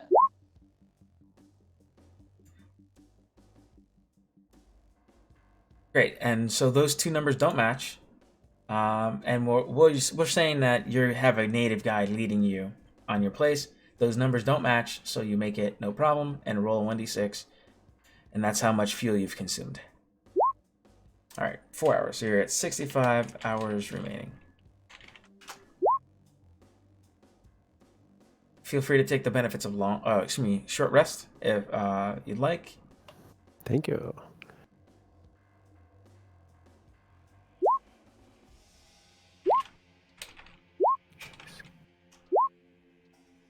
Great. Oh, and your equipment, your vehicle got repaired, right? So you paid for that. Oh, great. And I think that was Lucius that paid for it even. Because he's such a swell guy. Hey, so now there's 2 tieflings hanging around. How cool is that? Alright. Cool. Let me go ahead and grab you. You got anything to say to Adriesta? You guys see her name, yeah? Great. Oh, can I cast false life away from anyone and try to get some chaos to happen? Not going to be possible to do that away from somebody while you're in a vehicle. That's Unless true. are you riding Captain Bravo? Because then yeah, sure. Captain I'll Bravo jump would be on. the only one. Yeah, Yeah, I'll ride Captain Bravo away. If we get fireballed, it'll just be the 2 of us. sure. All right. So I will do a false life. That will. I mean, these only last an hour, so that might not be very relevant, but I'll roll it anyway. And Whilst then we I'll. were feasting for an hour, because we were short rested as well. You're able to short rest if you'd like. Because you're in a vehicle, nothing bad is happening right now. You're just kind of chilling, so. Great. All right, so 61 is I shout when I speak for a minute, so no big deal. Poor Captain Bravo. All right. Great. So now we'll put this away.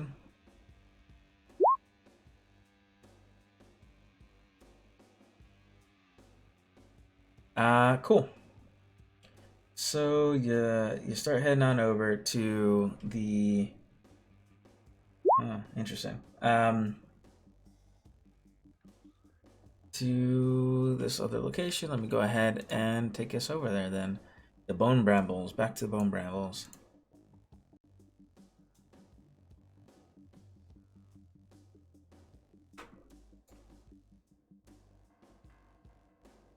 And here we go, maybe eventually. Oh, duh. That's why you don't see it. Because No, you should totally see it at this point. You guys see the Bone Brambles? Yeah, your name? Oh yeah, I see the map. Yeah, we're on the map. Okay. I'm wondering why. So I have 2 screens up, one in Chrome and one in Firefox, and for some reason my Chrome version didn't see it. So just reloading the screen real quick.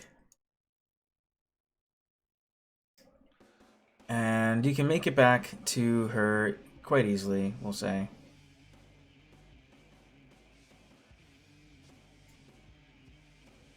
As she is expecting you. She'll ease your way through, I suppose. Alright, and Lulu's good. Dusk is not around yet. Oris is not around. Lucius, you're here. So, did we long rest after the fight with the Hellhounds and the Spiked Devils? That was that morning. So you long rested, and then you got into the fight. So we've short rested since then, but not long. Correct. Right, I'm just trying to work out the spell substitute. Mm-hmm. Yeah, no worries. We'll say, yeah, Captain Bravo's out here. Boop. Where he was before. Andriesta's around. Lucius is around. Lulu is here. Kazakin. Cool. Great. Lots of little moving pieces, unfortunately. So you make it back here. And she says, "Ah, you're back. What do we have? What's the good news?"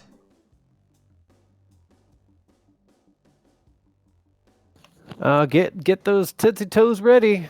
Whoa. You've got an appointment. Yeah, do you need any potions maybe? I can sell you a common or uncommon potion for a soul coin. I can share with you maybe a rare potion for 2 soul coins. Or I can even commune to give you answers to questions you need for 3 soul coins. I want to make sure that you're all nice and ready to go. I'm okay, thanks. Just spent my last soul coin. Ah, well, sounds great. I am long overdue for my bath, so I really appreciate it. Thank you. You're the best. And now she's gonna go ahead. She's gonna leave for the grove for a few hours to go take her bath, and obviously we're gonna go ahead and begin the fight that you all knew was coming, because this is like one of those, like, you know, games or something. It's almost like this is a game. So let's go ahead. Let's roll initiative. Let me go get my creatures. Cool. And then after this, we'll take our break. Bingo bango. All right. Cool.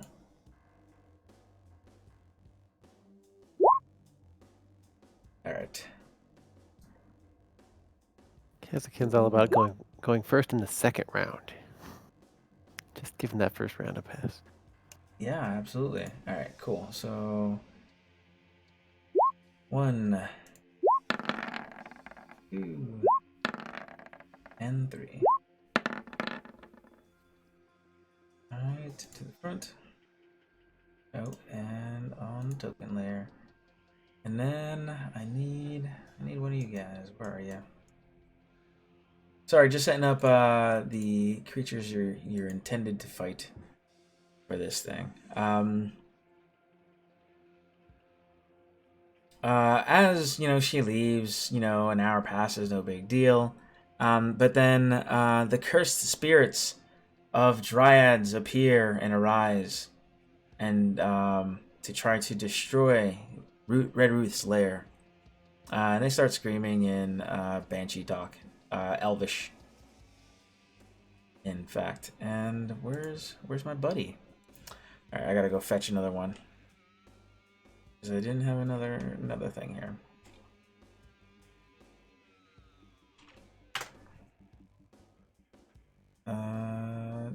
Is this not in the thing?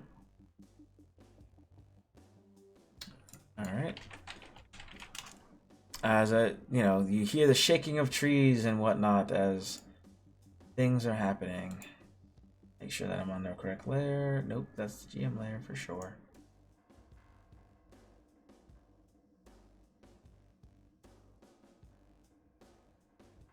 This thing is way too big.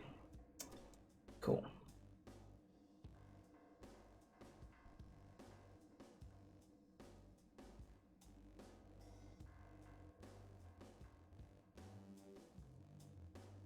And as their spirits, we'll just throw them all around you, being mean. Are you able to see? I believe everybody, like, we took out the, Yep. cool. Yeah, it looks like a tree.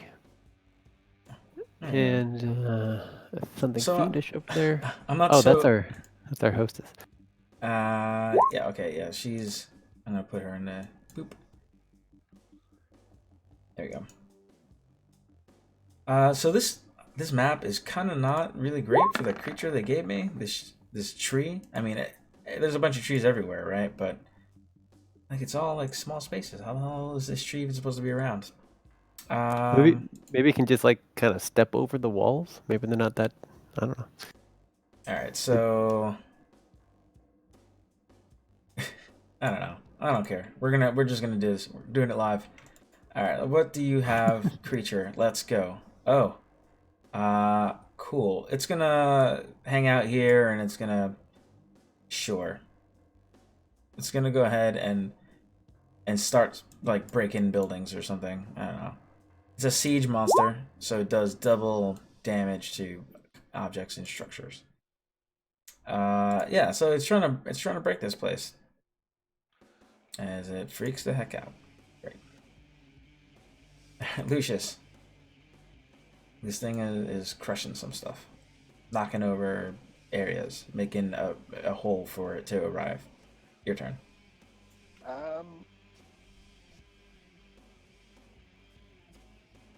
Would I be able to see it over? Sure. Head, Why sure. not? Let's go for it. Yeah, it knocked down like these trees. Like, we'll just say that its siege thingy is it knocking down like these walls or whatever to bust its way in, kind of like in Lord of the Rings, and you can easily see it. All right. So then firebolt at it. Oh no! There's a firebolt. Actually have a mechanic that does fire, setting things on fire or whatever. Believe so.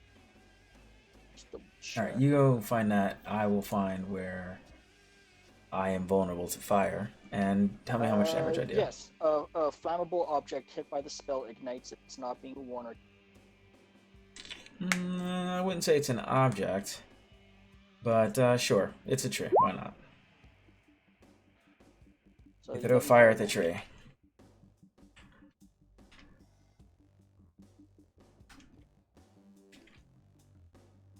All right, cool. Is that all?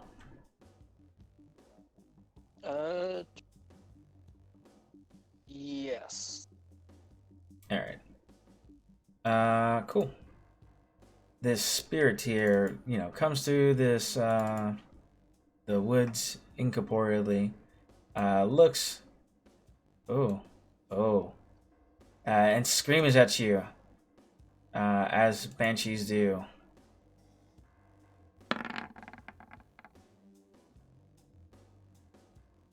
Oh boy. And it tries to touch you necrotically. Actually, you know what? Why not? Let's go with a whale. I'll probably not get to use this ability at all. And oh, they wouldn't know this. All right, great. So the dryad spirit releases a mournful wail. And this has all of the creatures within 30 feet of her that can that can hear her. So that'll be all of you. If it's hearing, I need a con save.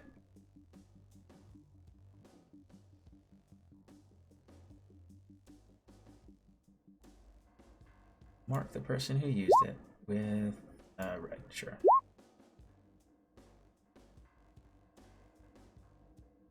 How are you folks feeling about your Constitution saving throws?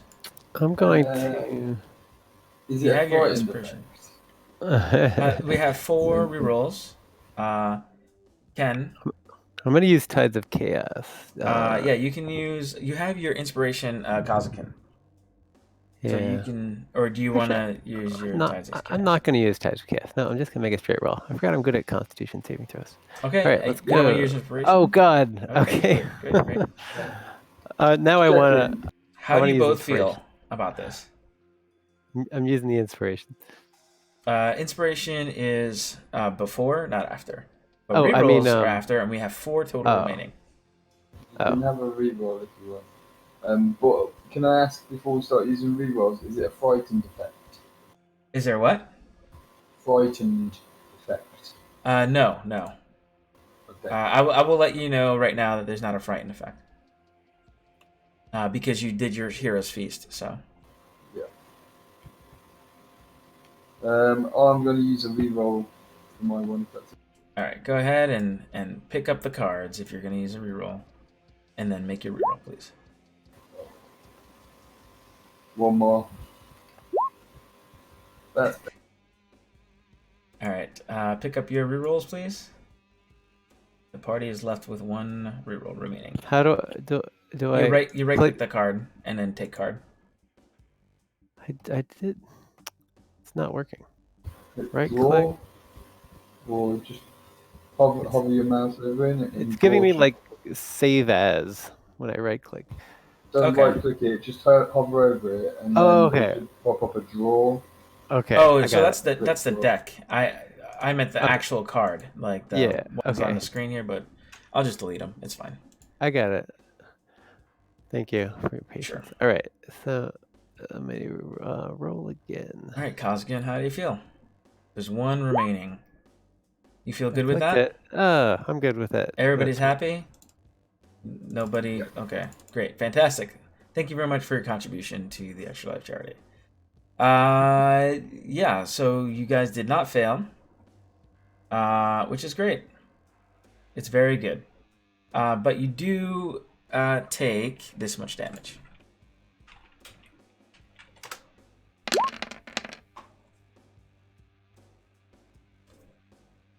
So you take this much psychic damage.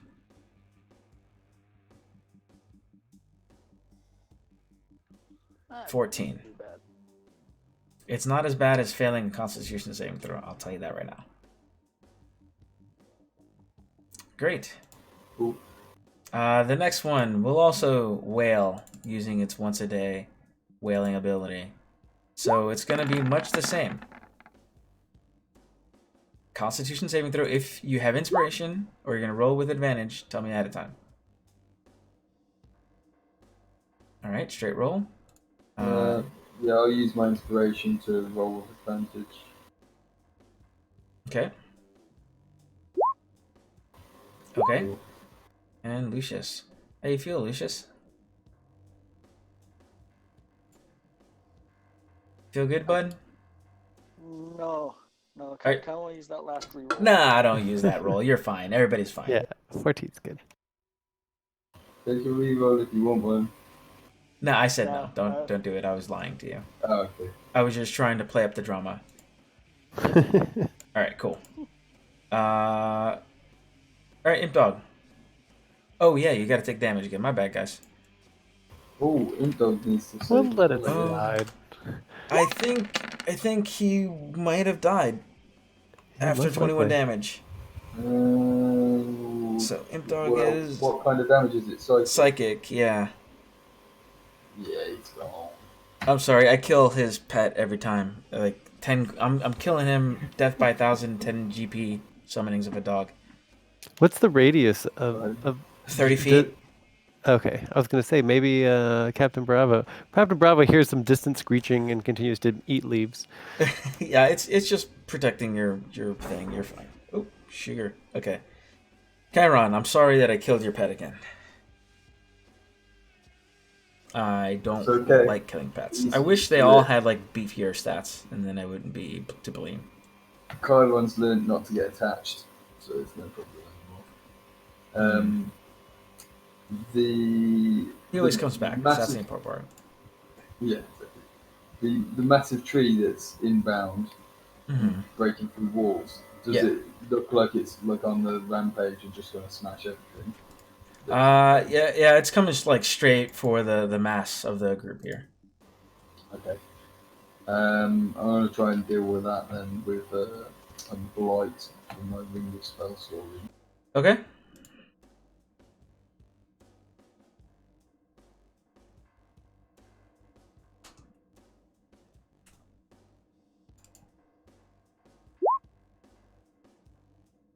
Okay.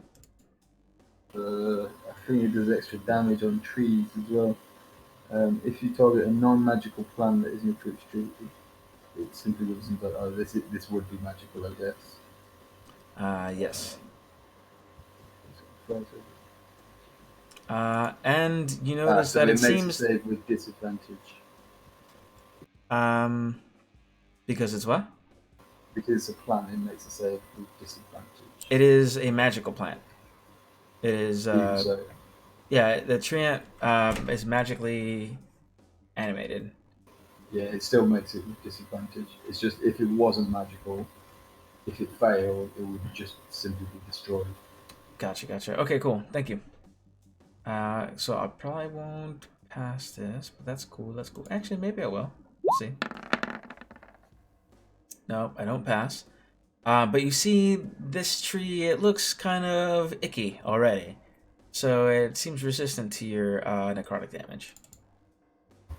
Okay. It's like this tree's been corrupted or something. Still pretty cool. You got to use blade on a plant. Don't get to do that.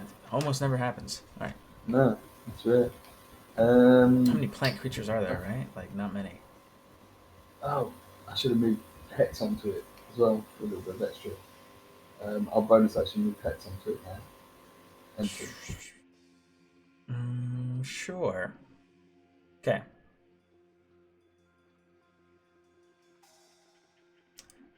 Put this little skull in there. Sure, why not? All right, Kazakin.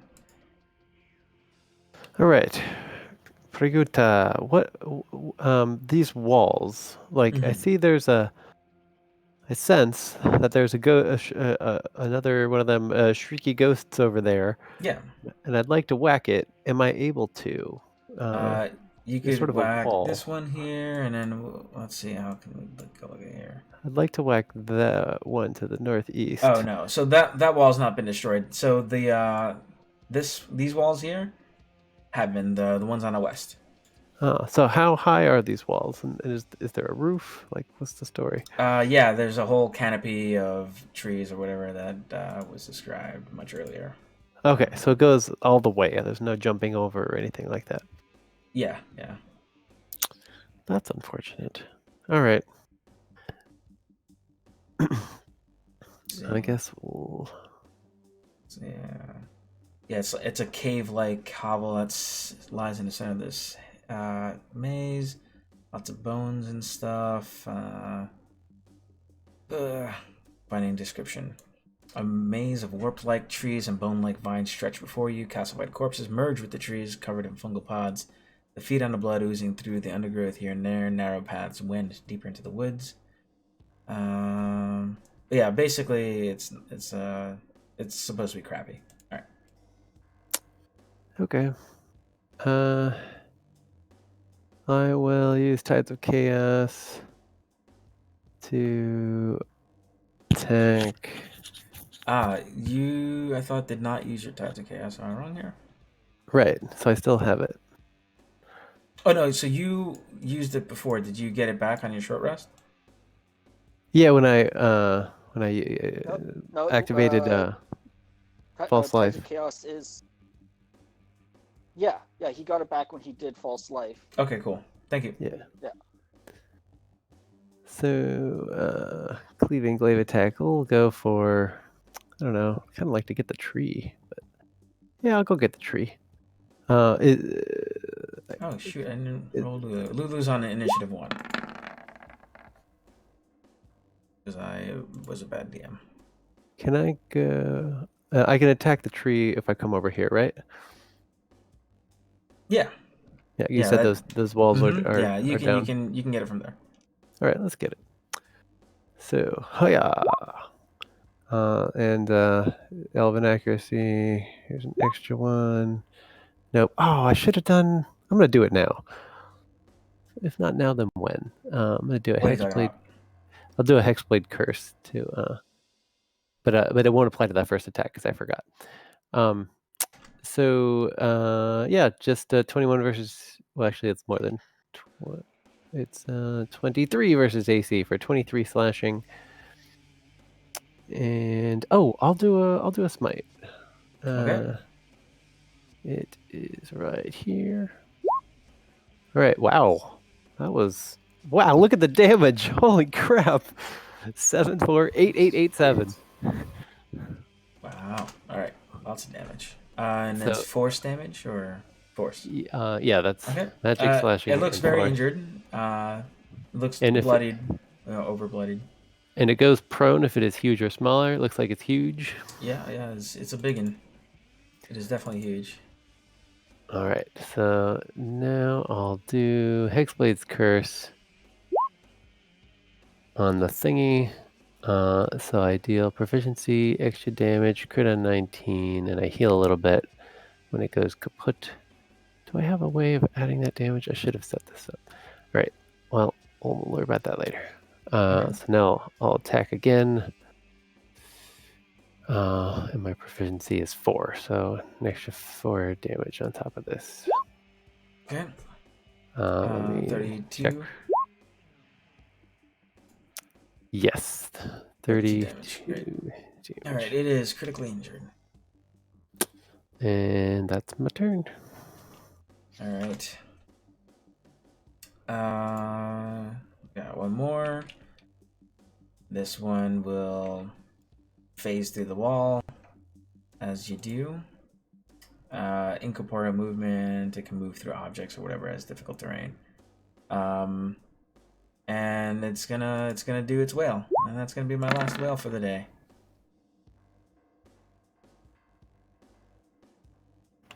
Oh, we had a whale of a good time. All right. Constitution. I gotta do 3 Constitution saving throws. 6 basically. All right. Easily roll again. Edresta's in this game too. Yeah. Oh no, not our NPC friends.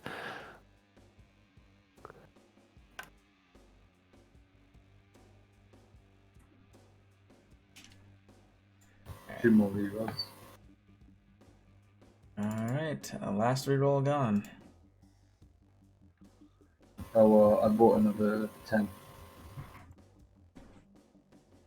Hold on a second. Con 1, 2, 3.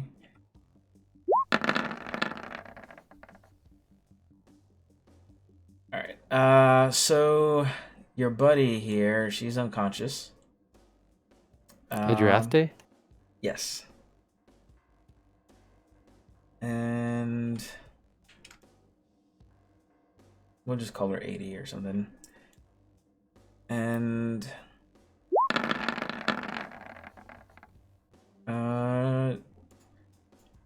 on this last whale, Lulu went unconscious.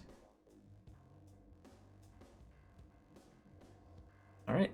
And if you succeed, it's 3d6 damage.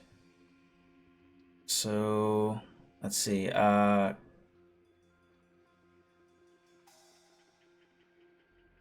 1, 2, 3. Okay, so 13 damage for all of you who succeeded. Chiron, you used 2 additional rerolls. Is that correct? Yeah, I did. Okay. So we're up to 8. Got it. All right, great. So Adriesta is currently unconscious. I guess I'll make a death save for her. How about that? And roll 1d20. And then Lulu's gonna need to make one. Awesome. Whoa, Lulu is not doing well at all. She has 2 failed death saves. Alright, this thing, we'll say it's at 3 health. The fire burns it to death. It's gone. Lucius. Lulu is dying. So is Adresta. What do you do? I got them on my next turn.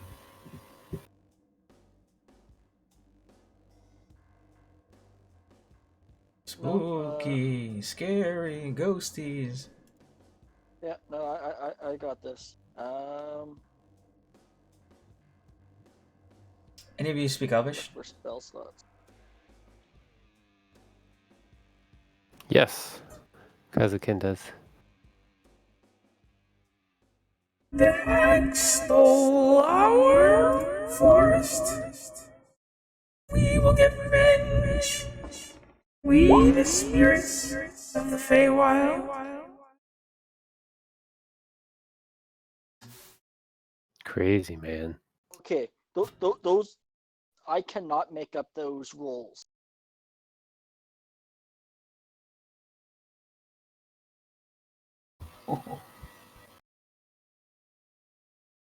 Like just 1, 2, Okay. 3, 4. Like, what is that? Oh, nice. Wow. Cool. I like it. Yeah. All right, cool. So you did a Mask Cure Wounds? Yep, up to 6 creatures. I'm assuming Lulu and Idresta are going to be part of it? Those 2. And then the rest of us 3. Sure. So everybody gets 10 health, yeah? Great. Yeah. I've never had Lulu come so close to death before. That's awesome. Thank you. Cool. Is that all? Yes. All right. Hey, the spirit gets to go. And we're all out of... Oh, wait. Let's see if we get it back. Oh, no. Wait a second. It's not a recharge. Lucky you. So once a day. So it's now that it has sung its beautiful song, it's going to try to corrupt you with its... Ooh. No. It doesn't know about fear. Your fear thing. So, if you were not already Heroes Feasted, you would have to deal with Frightened Effect thing. Each non-undead creature within 60 feet of the Banshee that can see her must succeed a DC 13 Wisdom saving throw or be frightened for a minute. You're immune, right? Yep. Nice. So you don't have to worry about that. So very good job. The soul coin was very well used in that regard. So good job. Yeah. So we'll just say that this one, made a choice that it would have normally made, and fails for that. So this other one, it sees Lulu prone on the ground, and it's going to try the same thing because why wouldn't it? Did you give Lulu some of this food here? Some of this Hero's Feast? Yeah, I think Hero's Feast is up to 6 people, Lulu right? Before. Yeah, it is. So one. What kind of creature is Lulu? Kind of creature is Lulu. Lulu is a small celestial. Oh yeah, she's definitely involved then. She can have some, yes. Yeah, definitely. Oh great. Then yeah, she's also immune, so she doesn't have to worry about it either. Chiron. Okay, one is still sad that Gripper died. Mm-hmm. At least you made a really good choice with that Hero's Feast. Yeah, seems to have been timed well. I've got. What have I got I can use? Oh, it's quite a nice one. 10 feet from you, okay.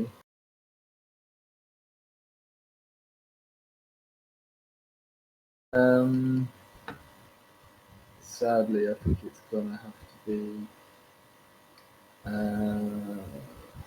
Don't be sad. Well, I could try Vampiric Touch to get some hit points back. Yeah, I'll try that. What are you trying to do?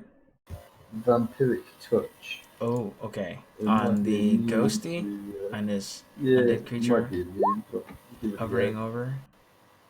yeah, Okay. necrotic damage. And as you reach to, siphon the life out of this spirit, it laughs in your face, trying to scare you, but it doesn't scare you, as it is also immune to necrotic. Oh, shit.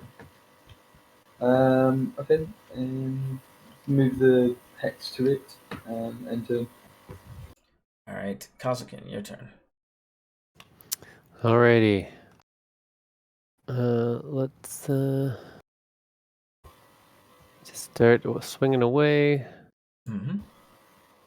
I think I'll go for just a regular attack against this one here. Mm-hmm. Good. Where's my regular one? What is that? It got renamed or something. Weird. Oh, it's okay. Oh, that's not with advantage. So only It still hits. 17. Great. 16 damage. Yep. With a magic weapon. Flash. Cool. Yep. And I'll swing again.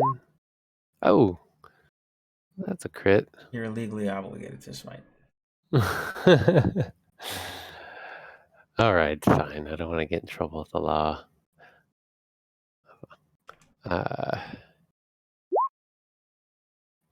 See, look, that's with the smite. It's like the same damage as I got on that other smite. That other smite was insane. With a crit, this one. Bleh! All right, yeah. Well, good job. This one dissipates. Alrighty. And away quite a so bit. bonus action against. Oh, you know what? No, bonus action against that one over there. And I'll give it a big one. Okay. All right. Awesome. Bound to miss one of these times, but maybe not this time. All right. Oh, never mind that elven accuracy thing. I built that in so I don't have to keep rerolling the extra 20 manually. So 25 slashing damage. All right. 25 slashing. Lucius, a pole arm whizzing by your head, slashing at this incorporeal thingy. Damage. It might have given it cover actually. So if a 17 would miss, then that might miss. No, it didn't matter. I was considering it, but it didn't. It wouldn't have mattered. It would have still hit. That all? That's it. All right. Cool. So the other two tried to, horrify people. I think this one, from its vantage point, could make out that wasn't working from the other two. So it will finally try to do a bad touch. The question is, does it want to do it to Lucius? Actually, we got any elves in here? Let's see. We got a halfling for sure. We got a Kazakin. You're probably human, aren't you? Half elf. Half elf. Yep. We'll just go for Lucius because he's devilish in appearance, and we're gonna be racist against tieflings, I guess. And we're gonna try for a corrupting touch. It hits. Do you do anything? Do you have a shield? No. Okay. No shield. All right, 17 necrotic damage.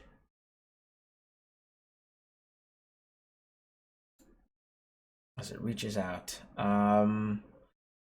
And do I want this thing to like chase you guys? It can move through people. That's pretty cool.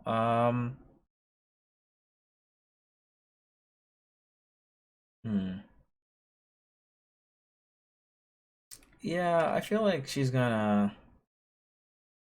No, they're corrupted dummies. All right, Adriesta finally gets to go. She stands back up, and she says, "Oh man, hopefully we can get that unicorn. It's not all pointless. Because man, this was bad. Those things yelling at me is not good. And can't move. Chiron is right there. She has her sword. Difficult for her. She's not gonna do anything.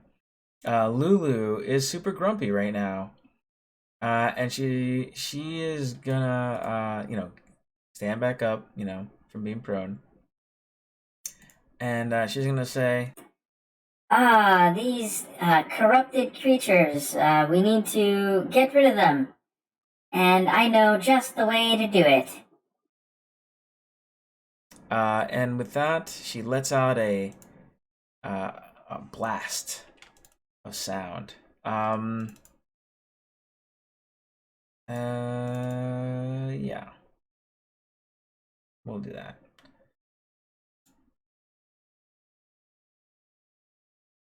And hopefully, bad things happen to bad people. Oh, to these ghosties.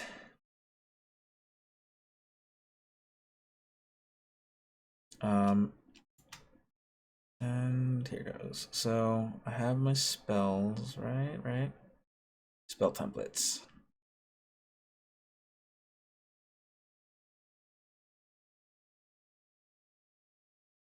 Ooh, that looks cool.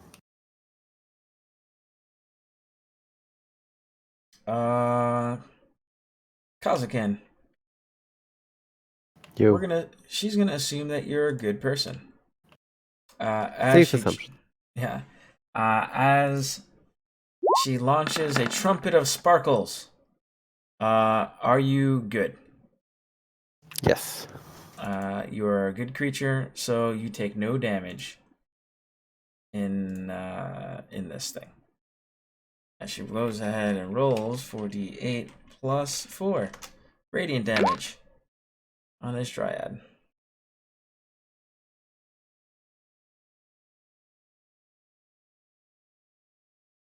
Oh my god, that's the worst. There's no way. 4d8. Damn, did I really roll that bad? Great, cool. So let me go ahead and make my Constitution saving throw. She only gets a small number of these a day, so the fact that she's using it on this is kind of a big deal for her. And she's resistant to not radiant damage. Ooh, excuse me. So here goes. She goes ahead and rolls, fails clearly.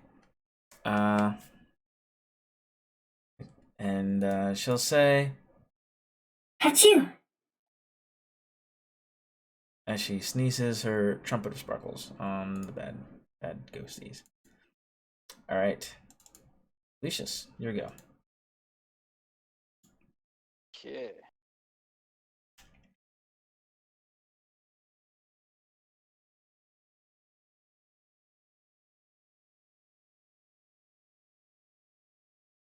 And Kazukin, you'd be able to go south, or Lucius, you'd be able to go like under where Kazukin is, because that wall section or whatever is destroyed. So.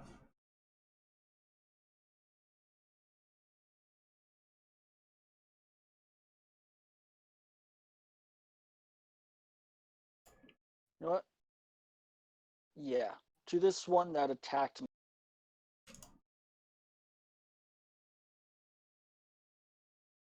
Let's do. We'll say the green lines are destroyed areas you can walk through easily. All right, so Cool. something attacked you? Yeah. Level 3 burning hand to the one on the right. All right, burning hands. Is that a cone of some kind? 15-foot cones. Great. Here you go. Move this, or use this one. Take your pick.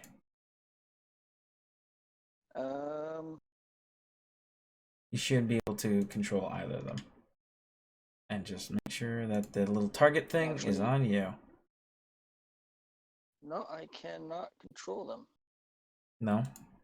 No, but we'll use the one on the left there. Okay. Okay. Right there? Yeah. Great. Right there. Maybe it'll clear out some of those walls. Yeah, it smells like campfire / burning flesh. Yeah, As some of need this stuff dex gets save. burned up. And a dex save for this one. Great. Getting hot in here. Cool. It fails. Did you? Yeah. Okay. Cool. Whatever your magic wild search thing, make that happen. What is that? I don't know. It's a number 4. For the next minute, you can see any invisible creatures if I have line of sight. Oh, cool. And if that creature failed the dex save, that is 17 fire. Yeah, 17 fire. It'll take it. Cool. Fire damage. It seems resistant to it.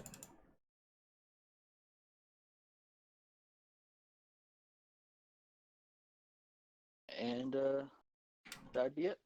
All right. One of my spirits will get to go, and then it'll be Chiron. The spirit that just got blasted for some damage. It's gonna try to go ahead and attack Lulu. I don't see why not. Use a corrupting touch on it, especially since it's so sparkly. Oh yeah, boy! All right, cool. Lulu is down. Is I did lots of damage, or enough anyway. Let me just double check, make sure Lulu's not. Nope, Lulu's not resistant to that. So, ooh, I'm sorry. Real quick question: what level Burning Hands did you cast? 3. Cool. So you tried to use your Burning Hands, and in this area here, it looks like it doesn't go off. And I'll show you what that area is. Oh god damn it, her aura. Yeah. What's her aura do? Suppresses magical powers. Whoa, I didn't know that. Cool. Oh shit, my vampiric touch then. It wouldn't have If that mattered wouldn't have anyway, done- yeah. Can I get the spell slot back though? That's the question.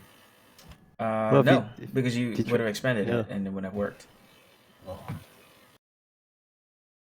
Alright, Lucius. Sorry, but it didn't work. That's okay. Alright, cool. This thing knocked us down. And it cackles. Alright, Chiron. Disadvantage Eldritch Blasts on the one next to me.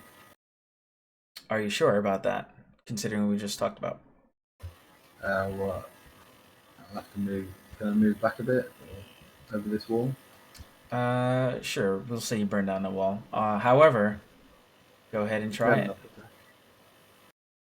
Oh no, it didn't work. No, the wall's still there. The fire didn't work. Sorry.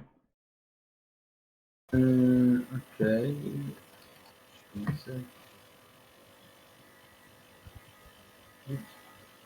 Sorry, random aura effects sometimes forget about them, right? So if it's invulnerability, I think that we don't worry about it. I can Okay. promise you that you in game don't know what it is, and it's not something you've probably seen before. So okay, cool. I mean, unless you've played this before. Nope. I'm gonna. So when I bonus action tried to move my hex onto that guy as well, did that not work either? Yes, we'll say that went ahead and worked because it didn't. You didn't cast a spell. Okay, so I'm going to use my silver dagger to stab it. Sure. Oh, Nice. So, what is this? 8, 9, 14 damage? yep, looks like it. Great. It looks bloodied. Cool, and turn. Alright, Kozakin.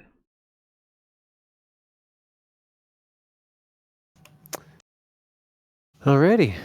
Well, After this let's fight, see. we're going to take a break. Water and whatnot. Cool. I'm going to just for fun, Mm-hmm. activate as a bonus action the Ring of Jumping. So I triple my jumping distance, and then see if anything chaotic happens. 'Cause that's a sorcerer spell. No. Alrighty. So we'll just do a regular attack. Okay. Oh, Oh, put that one nice. straight ahead. Yeah, that one kill it. Good job. All right, cool. So then we'll attack the other one. Yes, it still hits. And then one more as a bonus action. I'll just do a regular one. Oh, you know what I need to do? I need to clear my chat log so that way these GIFs don't crush my computer. Great. So that's 25 damage total to the other one between those two hits. Okay. And that's it. Oh, wait, actually, wait, no, sorry. Take away that last one because I already used a bonus action. Oh, So, okay, great. So only 14 damage. I lied. All right, great. And then I This one's jump there. really high, but not really. This one here. Yeah. Damn, I wanna help, but it's very injured. Probably best to just kind of hang out. All right, Lulu. Let's see. Death saves. Oh my gosh, that would look like it was gonna roll a one. But she did fail. Lucius. You got a wall between you and this ghost. You can go through the green area if you want. You could, you know, go and healing Lulu would have been a problem too, but that's fine. My own fault. Well, doesn't Lulu's aura drop when she's unconscious? It does like not. most auras? Oh, With the last one on below me. Not Spells while and she's power. conscious. The last one, you'd have to go around to go get her. Yeah, no. Stabby stab. Okay. Does the 19s hit? Yes. So 15 and 11 piercing, so 26 magical piercing in total. Yep, got it. The piercing seems to be piercing. Do you want to move away or do you want to stay there? No, I'll stay there because I don't want the op attack. Okay. Well, it will attack you anyway, but it's better than attacking the other one on the ground. Hey, okay. So I'll hit. Do you do any reaction after you get hit? Nope, because my reaction would be magical, Great. and Lulu would counter that. So yeah, that's true. Good point. You do take 22 necrotic damage as it crit. okay. Chiron.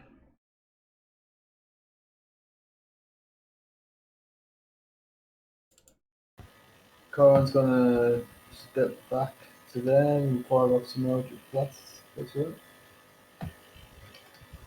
Sharing space with I can't remember the name. Sure. This thing, but I'm just considering this like difficult terrain, but that's fine. Right. Actually, it's a ghost, so it doesn't even matter. Oh, you're talking about what's her face? Yeah, address day. I can't remember Okay. the name. So yeah, I'll just fire off a couple and then step back.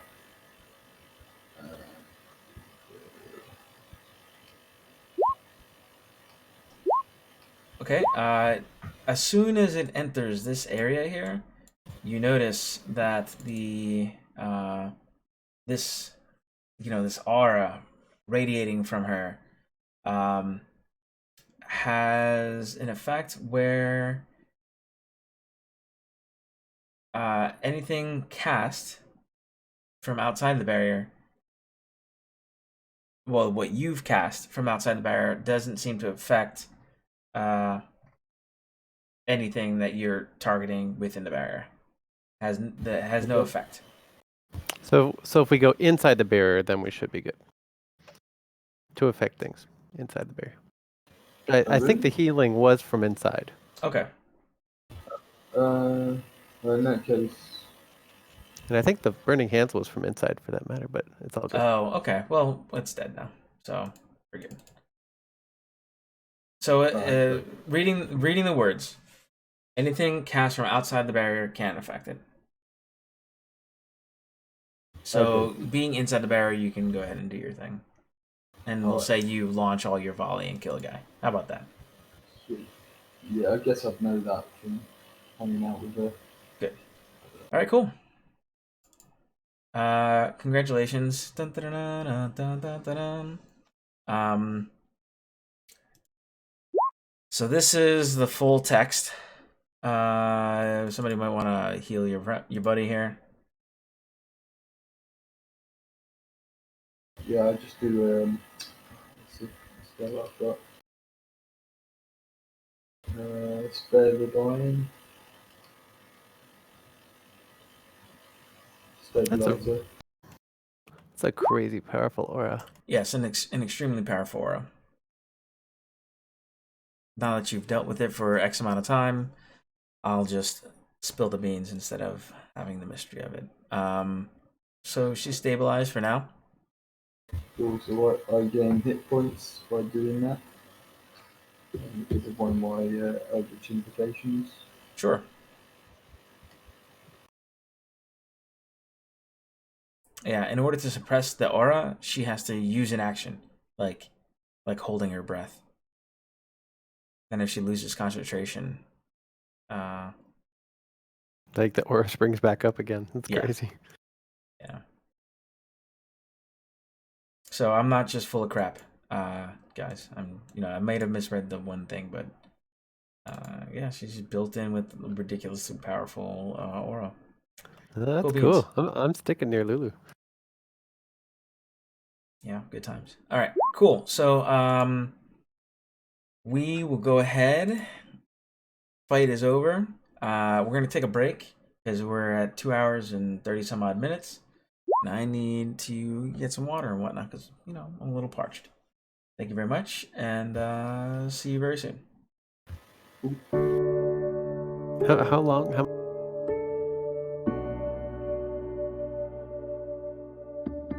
Whenever a family has a child with an illness, you never know where that journey's going to take you. And we always prayed for a miracle.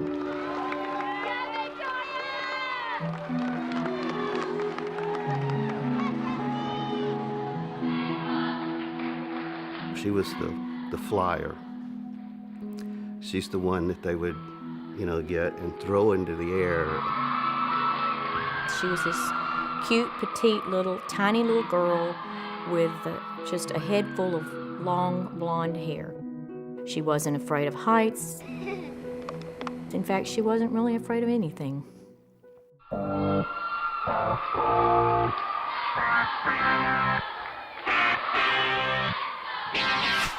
got a story just like anyone else. A wise man said, this too shall pass. Oh yeah. High and on, I'm gonna go all the way this time. Flying, never coming down. Gonna reach the stars. I'm going high. We had noticed she had just gotten weak. I said, what's the matter with you? I said, you're a tumbler. You can tumble and do backflips, without knowing. And it progressed from that to she fainted a couple of times. And we thought it was, she's got a virus or whatever. So I took her into the doctor the next day, and they immediately sent us to Texas Children's Hospital. She was just, from the moment I met her, she was about 11 years old, she just had a sort of magical presence about her, and nothing would keep that girl down. Victoria was diagnosed at the age of 11 and a half with acute lymphoblastic leukemia. The cure rate for leukemia is the 80%. When Victoria was told that she had cancer, that's the only time we saw her cry. And Dr. Dreyer walked in and told her that 80%, 85% rate cure. So Victoria accepted that. She said she wasn't worried anymore. In today's world, we cure, go away forever, about 80% of children. In 1965, we cured 5% of children. So the improvement is unbelievable. And Victoria actually had a particular subtype of ALL that the cure rate should have even been better than that. Victoria's treatment was to take 2.5 years. And at the end of 2.5 years of chemo, Victoria was to be finished with her treatment.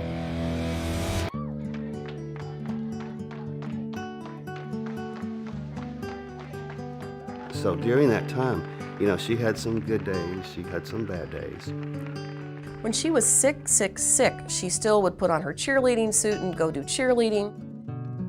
I have lots of pictures and important memories in my office, and one of the ones that I get to see every day is my beautiful picture of Victoria as an angel at our Camp Periwinkle. I'm the camp doctor. I've been the camp doctor for 20 plus years.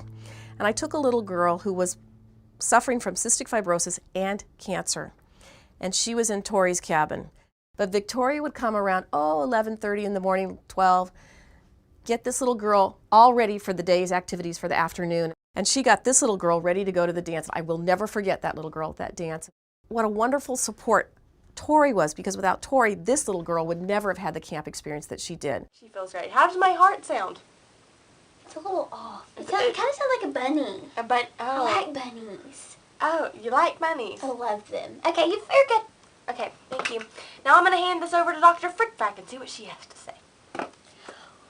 Well, what's your name again? My name is, Bunny McBunkbunk. Well, Bunny McBunkbunk, today our breaking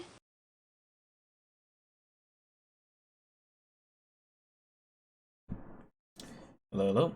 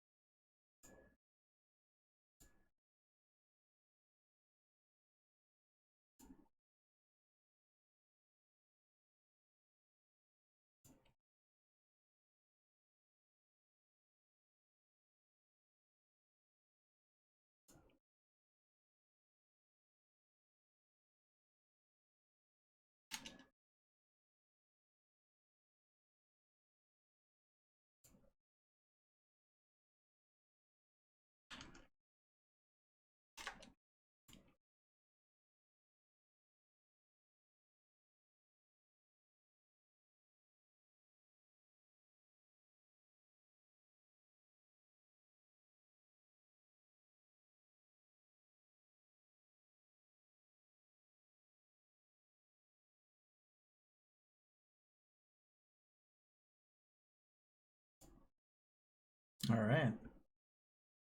Back. Welcome back. Welcome back.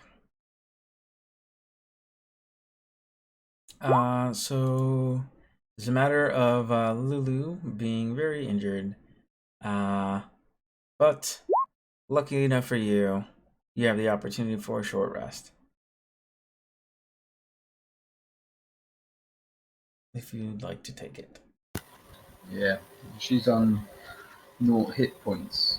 She's only spared the dying first, but she stayed with. Oh god, that's so too many. did she?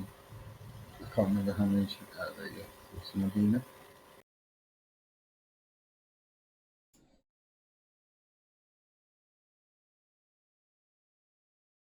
Does she get a hit point back after an hour or something? Is that how it works when you stay with? I'm using her hit dice for short rest. So 8d6, so 25. Great. Oh, we're taking a short rest now?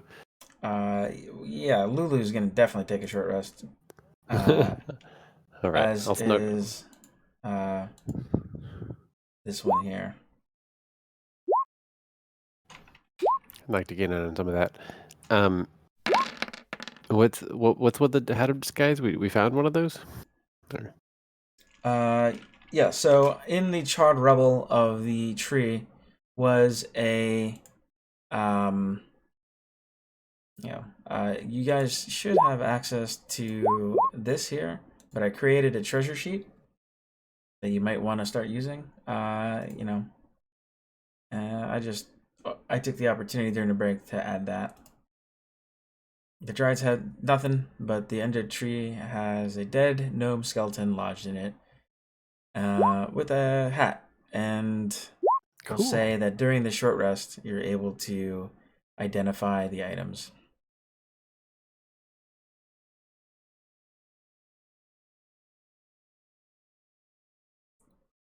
There you go.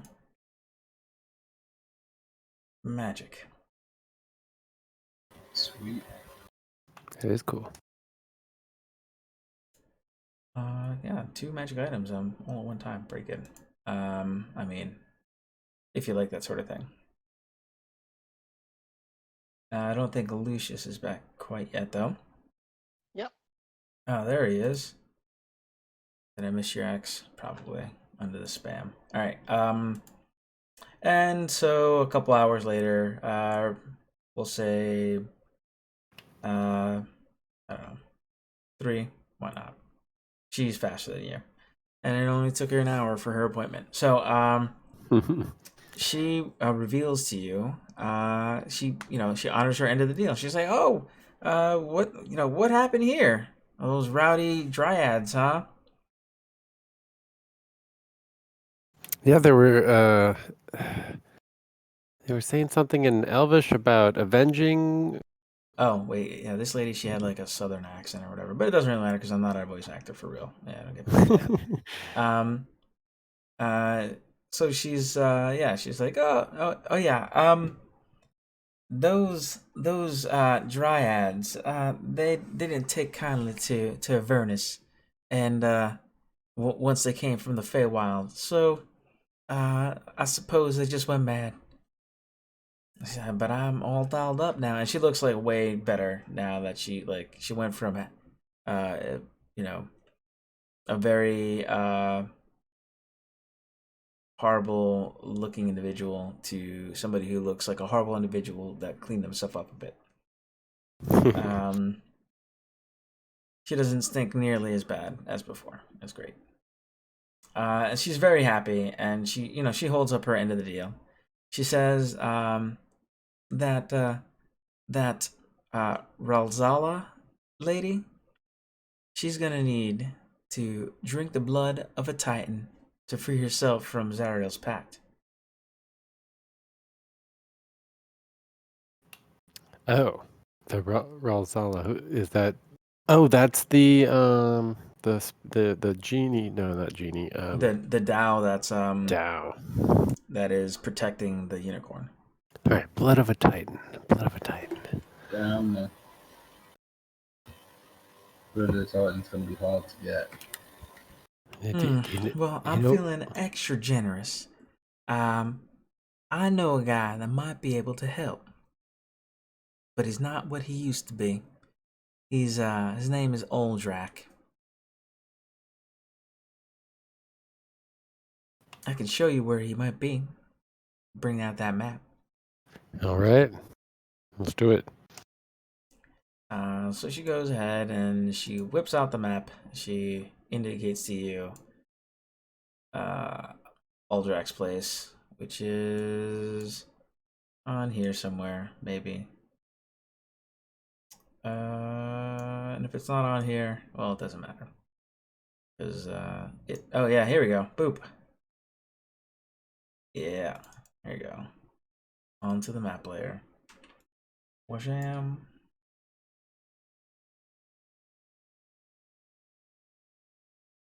Ooh, grave. So it sounds like he's not doing not being very successful in the breathing department anymore. Well, I mean, if you call it living, he might, he's still there, but that's all I know. That's all I got from my gleamings into the future. My divination. And is he a Titan, or he's got some Titan hookup for us? That was a bit misty, a bit vague. Some of these, that's all I got from my, from my communion with my deity. Gotcha. But I fulfilled my end of the bargain. Thank you very much, and if you'd be so kind, I'd like you to proceed post haste right the heck out of my forest. I have some work to do, and she looks at some of the corpses that are intertwined with the trees. She's like, now where am I gonna find another corpse? Back to decorating, my favorite thing. So, yeah, she's down to go do some decorating. So, if you ever need a potion or anything, please come on by. I might give you I might be able to see you, make some time for you if you bring an extra corpse or something. So, I do need to do some decorating. Yeah, so she basically tells you to get the heck out. And Lulu, after recovering a little bit of her health and whatnot, is like, oh, well, that was fun. I sure do like fighting.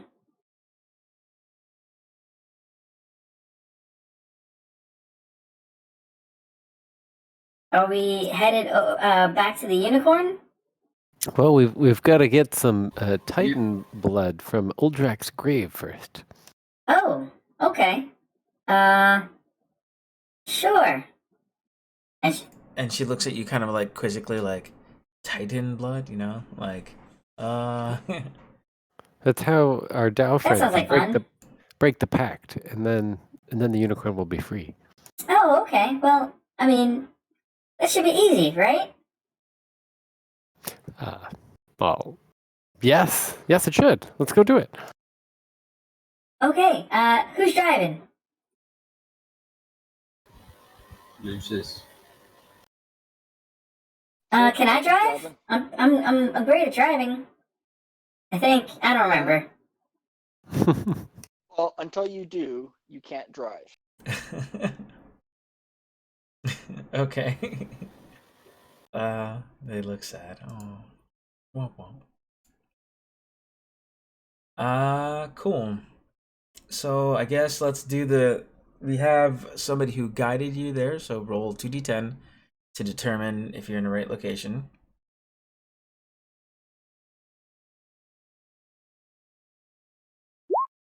Been all over this place. It's awesome. All right, good. 2 numbers. You get to the right place. 1d6 to determine how much you're good at rolling these d6s. All right, so you're down to 60 total. 60 hours remaining. You've been driving quite a bit. We'll say that this is kind of like the end of the day. Like it's getting well, it would be. It's not. It's never day or night here. It's just constant, dimly lit because of the hellfires and whatnot. But for you, you know that it's getting kind of you're getting kind of tired at this point. You're not exhausted or anything, but if you're gonna push too much longer, that would kind of suck for you, right? Yeah. So the map, as you take a look at the map, it has something to say as well, because as it does. A fallen titan or a wimp with illusions of grandeur? I'll leave that for you to decide. A what with delusions of grandeur? A fallen titan or a wimp with illusions of grandeur? A blimp. Okay. Cool. Was that inaudible, like unintelligible? Wimp. That wimp. that word, was it wimp or imp or Wimp, yeah. WIMP. Ah, okay. Okay.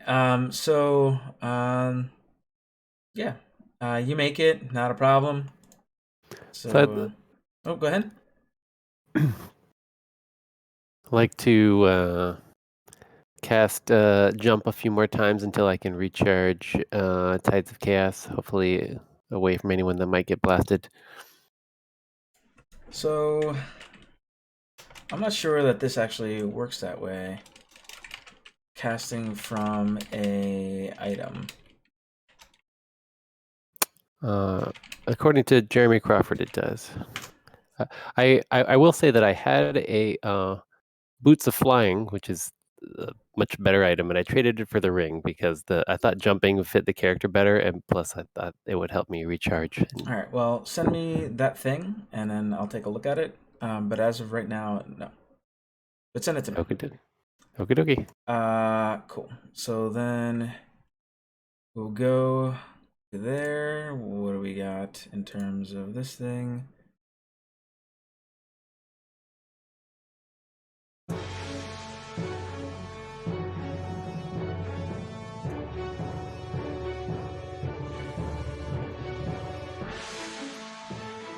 The cracked helm and sword of a titan lies half buried in the ash of Avernus.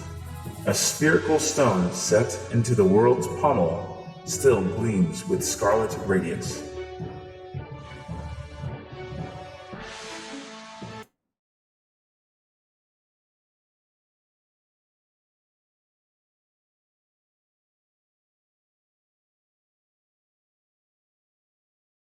So that was the box text once you have arrived at the location.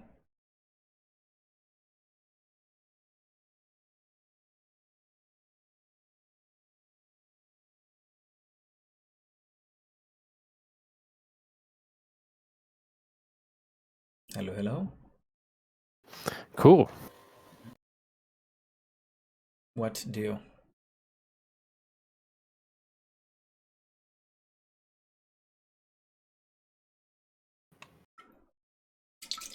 Shall we start exploring? I suppose we'll get out and I'll mount up on the horse while we look around.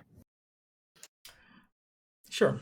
Well, there's a terrible little creature there. You see a spine devil, kind of like it comes out of the helmet that's on the ground there that I described in the box text.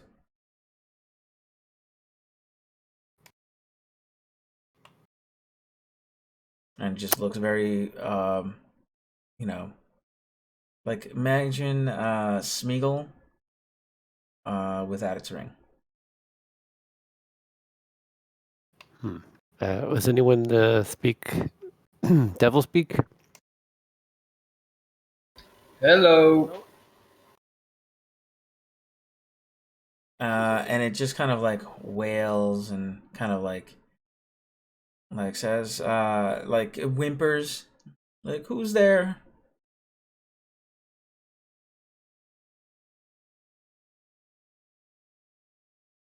Did it say that in common or in Infernal.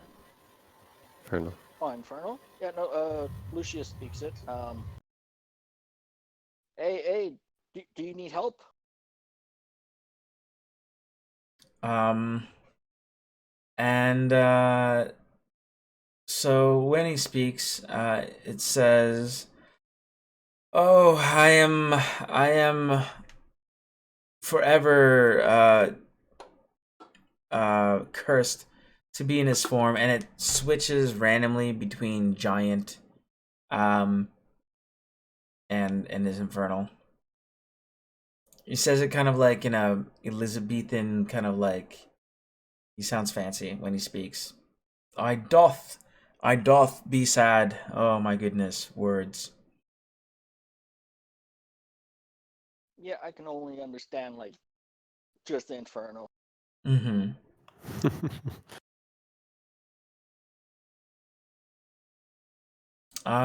You can go ahead and make me an Arcana check.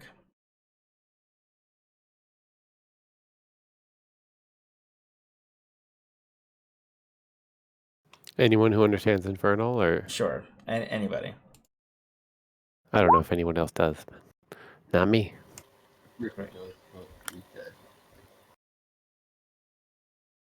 okay. Yes. So you're able to tell that this individual has been transformed. Like this is obviously the type of thing that happens to somebody who they're not quite right. They've been cursed into this form that you see now, which is a spine devil.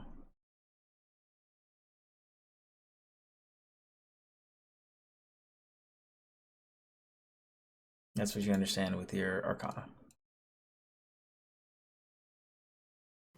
Oh, maybe this is the Uldrak. Do you say that aloud? Yeah, in He common. speaks in Infernal. Yep, no, it's fine. He speaks in Infernal after hearing your common. And he says, I was once known as Uldrak, but now I am this pitiful thing. A fiend.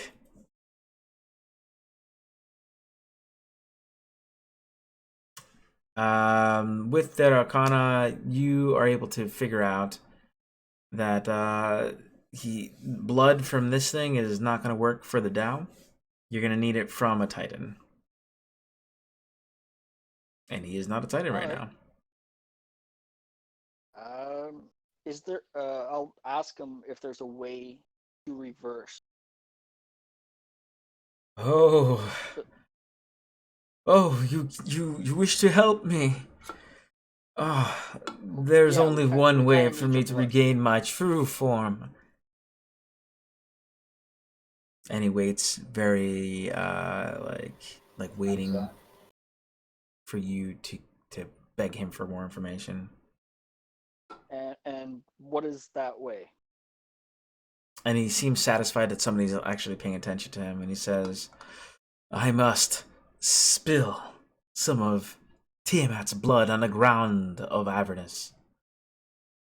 But fighting her would be madness. Whoa, woe is me! So we gotta go Wow. spill Tiamat's blood to change you back, to take your blood. There might be a way. I've learned of a creature who carries Tiamat's blood around his neck. Perhaps that will give me what I need. Who's this creature? Who is this creature? Oh, it's impossible. It's madness. How could I ever get it from Archon the Cruel? Oh,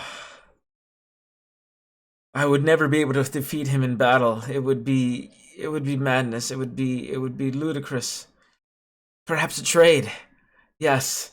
You look like the sort who might be able to help me, he says in Infernal / Giant. I have something.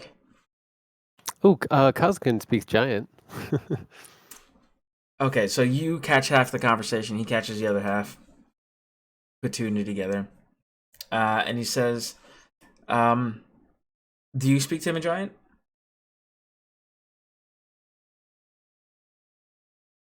Kazakan? What's that? Do you speak to him in Giant?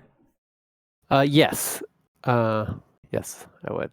I would say, yes. Well, we'll help you. We So everyone he deserves a second chance. Yeah, so he hears that, and you see like a light open up in his eyes, he seems hopeful for half a second, and then he goes back to his Smeagol voice, and he's like, "This is a trap," he seems a little unhinged, arguing with himself,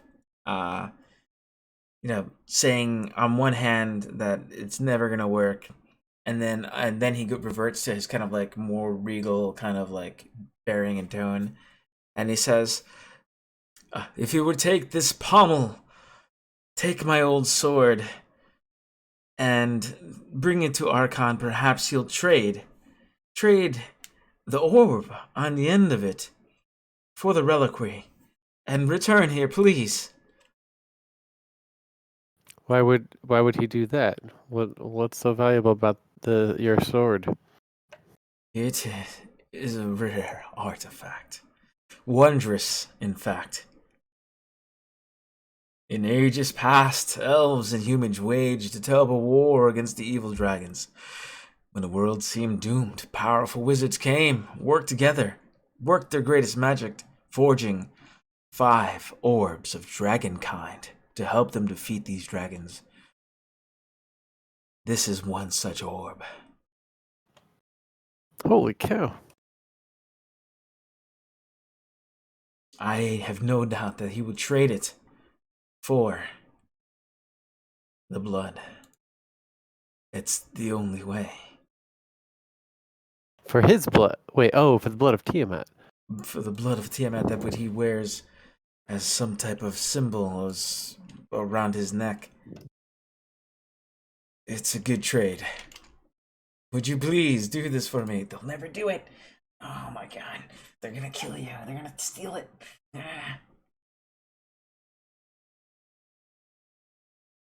No. Yes, of course. We will help you. We will take this thing and wow, it's an artifact. Jesus. Oh yes, a wondrous artifact for sure. And come back with the blood that you need to break your horrible curse, and then you will help us with. We will need some of your blood in order to break another poor creature's curse. I'm sure you would be happy to help with that, having experienced the same yourself. Anything to get out of this pitiful, wretched form. I cannot live like this, and you cannot die. Please remove this curse from me. I thought that the solution to this was so beyond me that I just consigned myself to failure. But now, I am more interested in scrabbling to survive. I need to escape these 9 hells.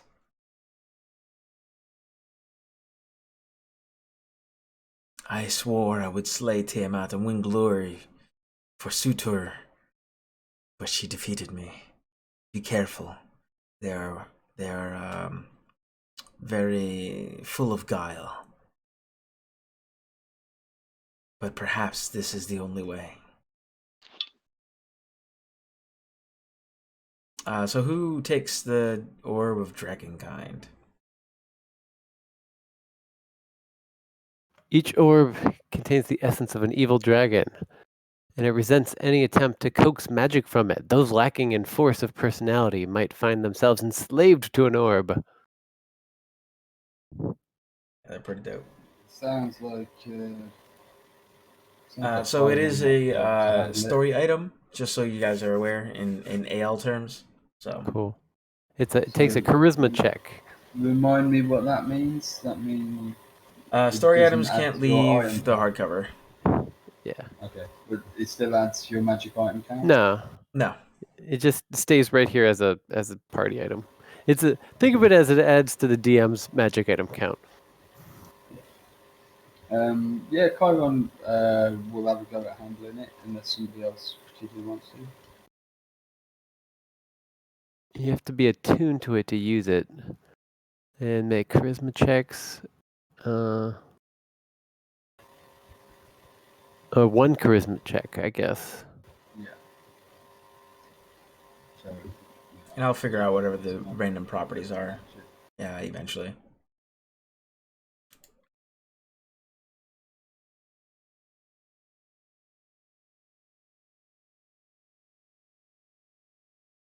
so does anyone else want it, or should I look after it? Well, all my attunement is used up, so if someone has available, then by all means.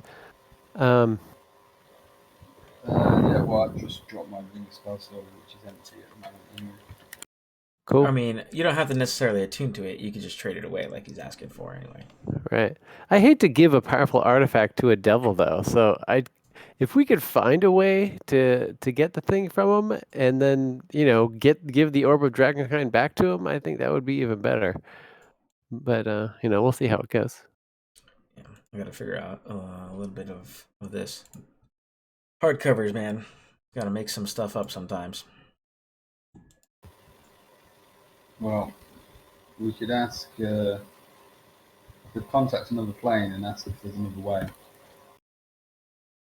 That might work or might not. Oh, you've got that spell? Or? Yeah. Oh, that's a cool idea. We never had the chance to use it. But, yeah, could have it.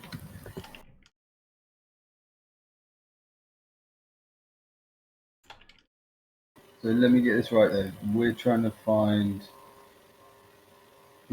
We've got to get the Orb of Dragonkind. He's given us the Orb of Dragonkind to trade for the blood. Yeah. Yeah, there's this something the terrible or something like that. Archon. Where is Archon the terrible? Do we get directions? How powerful is Archon the cruel? Yes, and he'd give you directions to the tower. Who's in a tower? Yes. Is he reportedly pretty tough? Yeah, he's got the blood of Tiamat like around his neck, like a damn gold chain. Which he is reportedly extremely tough. Do we know? Does our friend here know where he got the blood of Tiamat from? Did he take it himself? He is a devout follower. Okay, so it could have been gifted to him. There you go. Ooh, Archon's tower is right next to that Tiamat-looking skull over there. Okay, I'm going to try and use my last spell slot to contact other plane. Are you sure? Right. Yeah, why not? Because you're in hell. But it's up to you if you want to try to use it. Yeah, I'm going to try. Okay. Cool. Give me a moment because there was something that I needed to go get. Great.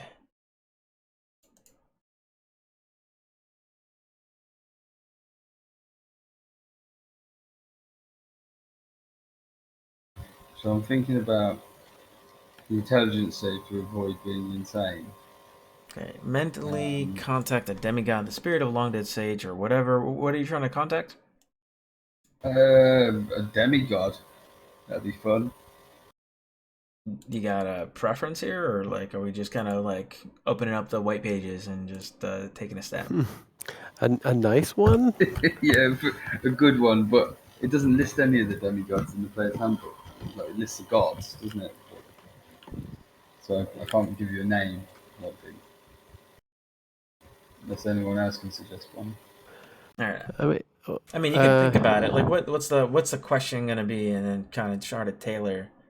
So the questions will be, the questions will be: is there a way of getting the blood from the guy whose name I can't remember without trading him the orb?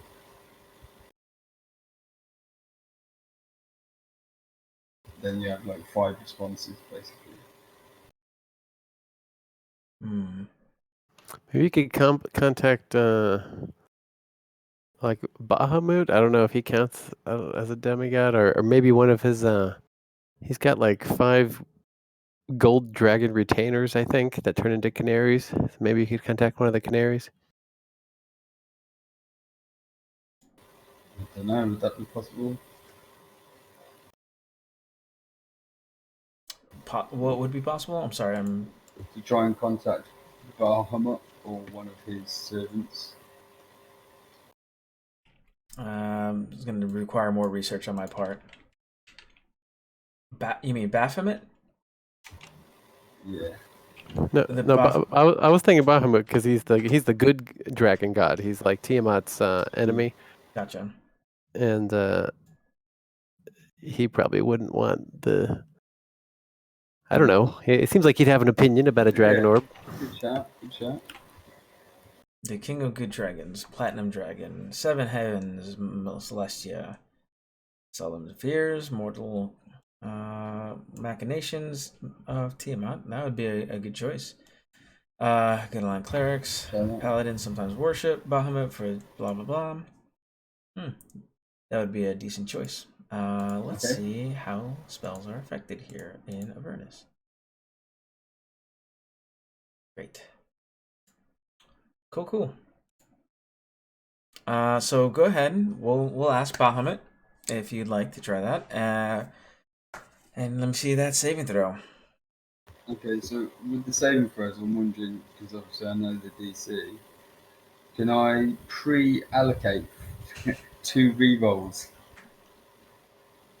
Like just check them off in now. advance. Yeah, I'll just buy them. Well, now. how about this? I've got inspiration that I can give inspiration to another player, absolutely. right? Give your inspiration. I want to give both of you an inspiration. You can go ahead, Chiron. Use your own inspiration right now for coming up with this plan. Okay. Go ahead. Make your intelligence saving throw. First one. Yay. Okay, and you made it. Good job. Sweet. Not insane. Okay. So yeah, the questions I want to ask then is there firstly just do me a favor and just type them out as well, because I'm going to be looking up stuff in the meantime. Yep, no problem. To help answer your questions.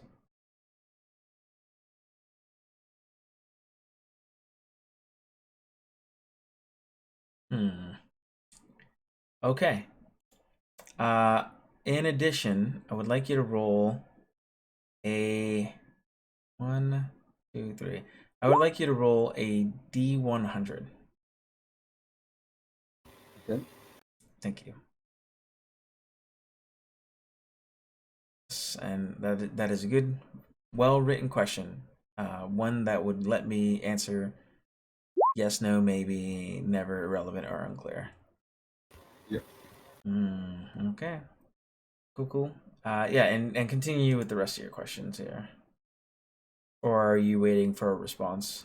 Yeah. Waiting for a response. Yeah, okay. It's one word. Well, then I need more time, quite honestly. Yeah. Okay. Unless the answer is maybe, and then not much of an answer there. So You shake the magic 8 ball. yeah. Yeah. Let me pull this up. Sorry, that was not something I kind of had anticipated, and I want to give you like a good answer. No problem.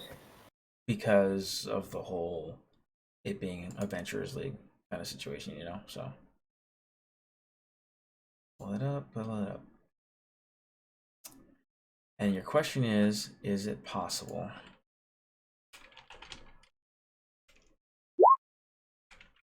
It's question 2 as well. Yep. I mean, it occurred to me that we could, like, Tiamat's here somewhere, so we could go get blood the hard way, but that seems like really not a good idea. Beating this guy, compared to that, that's probably accomplishable. compared to fighting Tiamat.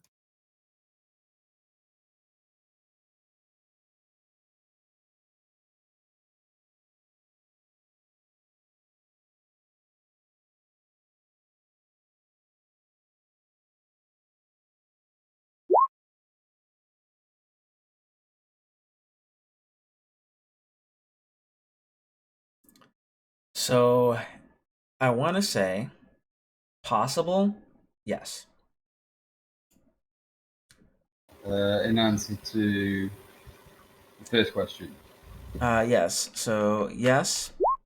Can we defeat the holder? Blood. I mean, yes, you could. Can we persuade him with part of the part with the blood another way? Can we? Yes. That's a good question. Oh, yes, for that one. Oh, interesting. I wonder what else we could ask.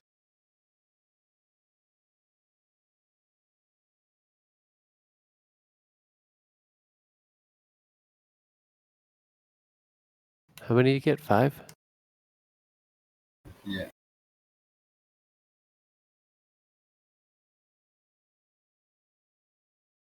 That was all very good questions.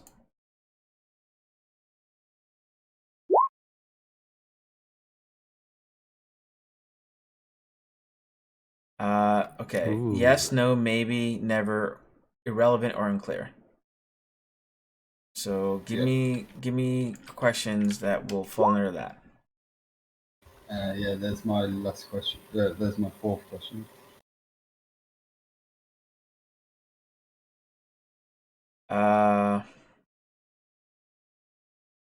I mean, when you say persuade him, Like I mean, persuasion as opposed to defeating him.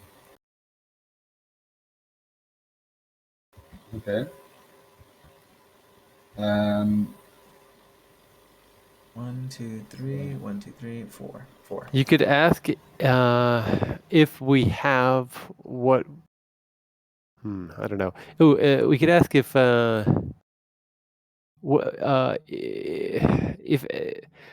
if any alternative items that he would want would be like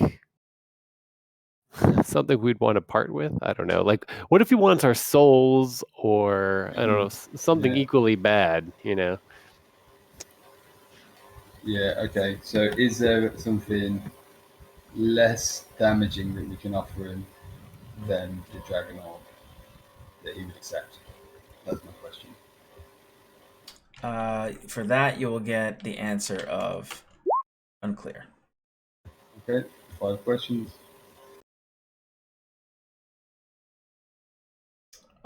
But I think those, except for the last one, I think all of them were very good questions, honestly. I think they were smart questions. Is it possible without trading the dragon orb? It is possible. Can you defeat him to Painted Blood? Can you? I mean, sure, yes. Can you persuade him to part with the blood another way, so not with the dragon orb? Yes.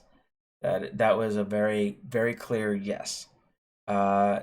Is your most likely chance to? Obviously, the answer is definitely yes, your most likely chance, considering this. And then the last one, I don't remember what it was, but it was an unclear question. It was... is there something less damaging to us that we could offer him? And less damage, that's too subjective, so that's why it was unclear. Okay. Cool, happy with that. Cheers. Yeah, good questions, Cool. I think. That's probably the most useful use of that I've ever seen. Hopefully not misleading. If a one-word answer would be misleading, might be able to answer a short phrase. Okay, so for this one here, can we defeat the holder of Tiamat's blood, or whatever? So that way it's not misleading. Yes, possible, but unlikely. Oh, that's good to know. Uh, Well, because of the way you phrased it, you said, "Can we?" not like will we. You know what I mean? Like, Yeah, but that's fine. The third question, sorry, the fourth question of which is our most likely chance. I think that kind of Okay. makes up our mind for what we'd be most likely to try Good. anyway. So, hopefully you didn't get like bored and wanted to fall asleep from this little bit here, but like this is part of D&D too. You know, like the trying to figure out the speaking little with the nuances dead of your and shenanigans, you little fucking crazy bastards. So. No, that was cool. I think that really informs our approach. You know, so we should try negotiation first and see how it goes, right? yeah. And maybe not tell him that we've got the dragon orb. Yeah, that's true. Let's try to play our cards close and see what we can come to any kind of agreement. Maybe maybe he'll have a quest that'll send us to some other corner. I mean, everything is a fetch quest, isn't it? Cool. Whew. So, you guys have made it this far. Let's see here. I know we're probably getting a little tired. Yeah, but, it's getting pretty late. You've made several trips already. Like 10 hours of travel, I want to say, as right. You went from 9 hours of travel. Sorry. Should we head back to Mahadi's? How far from Mahadi's are we? It's 1d6 away. Do you want to try that and rest there, guys? Or do you want to try and stagger the drive in and... I mean, you could rest different outside, and drives? that's another thing too, right? You can totally, like, you have your vehicle, you know, that's a thing. Well, I was thinking we could do it like a road trip, 2 hours drive in and 1 hour sleeps or something. Yeah, yeah.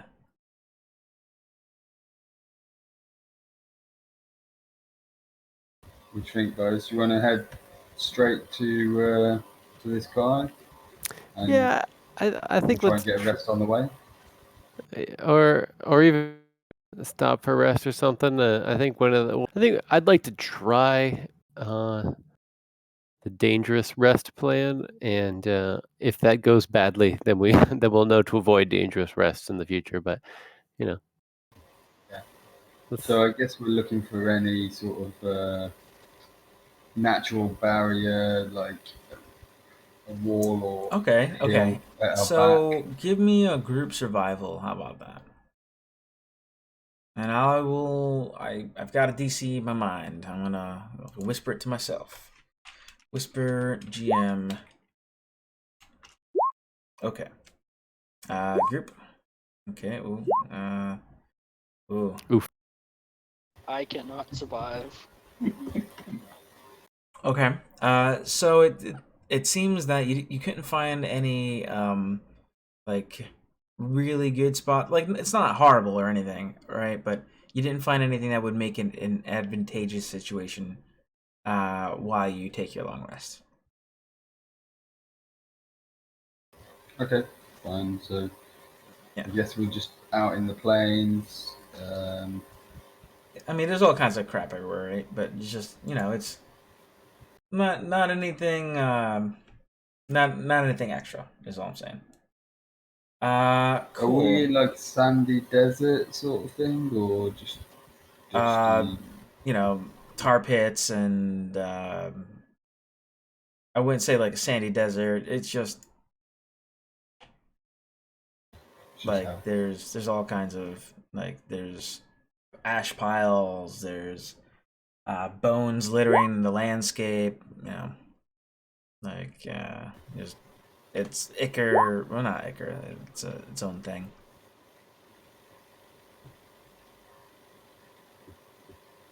Yeah, cool. All Right. Yeah, let's have a crack then. See if we can get a sleep in. right. Blah blah blah. Eh. Anyway. Cool.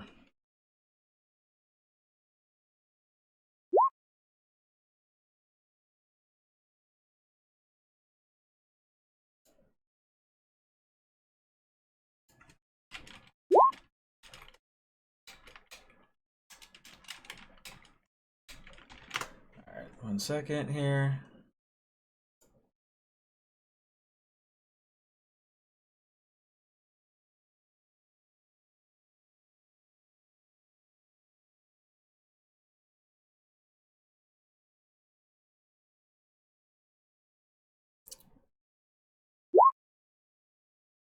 Sure, why not? We'll go ahead. I saw the Jeremy Crawford thing. We'll roll with it. Sure. Whatever happens. What's that? I age by what is even number is I get older by 2 years. How old are you now? Let me see. I think I was pretty young. Just a student still. So I guess I'm less of a student. Oh, now I'm 17. There you go.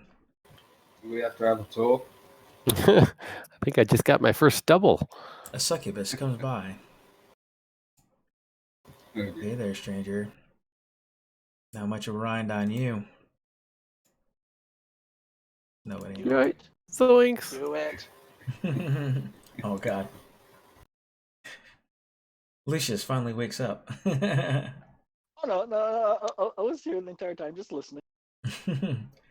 So let me go ahead. I'm gonna make a roll, I guess. Somebody roll. I want 2 of you to roll. Actually, all 3 of you roll 1d20. I got a 16. So does it add up to even or odd? If it's odd, it's bad. Odd. Okay. Roll the 1d100. First person gets it. A 5. Great. Really?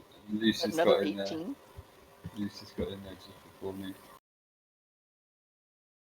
Did Yeah, he? it was, it Oh, was 18. Okay. 18.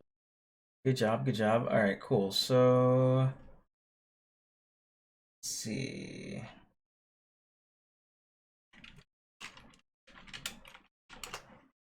Let me pull that up here. Okay. It is.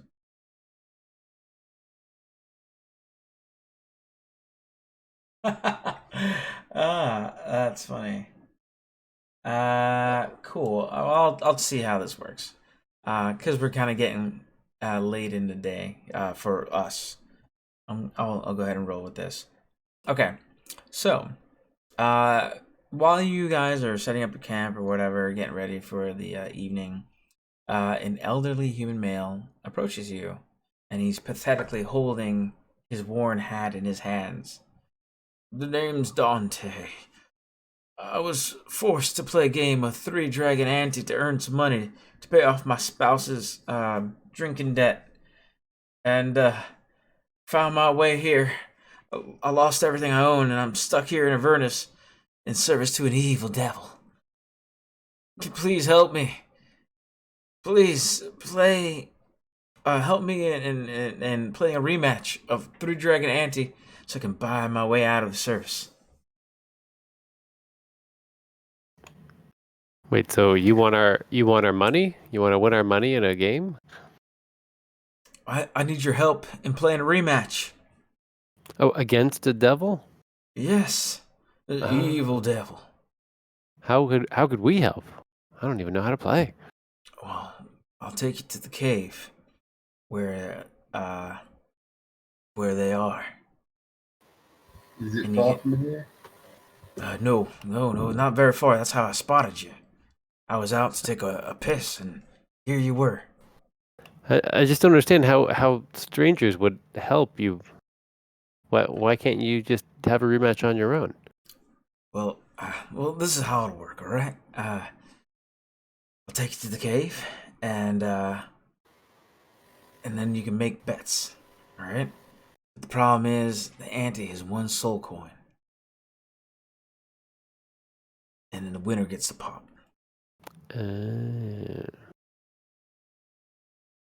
So how So about it? you want us to loan you a soul coin? Of course.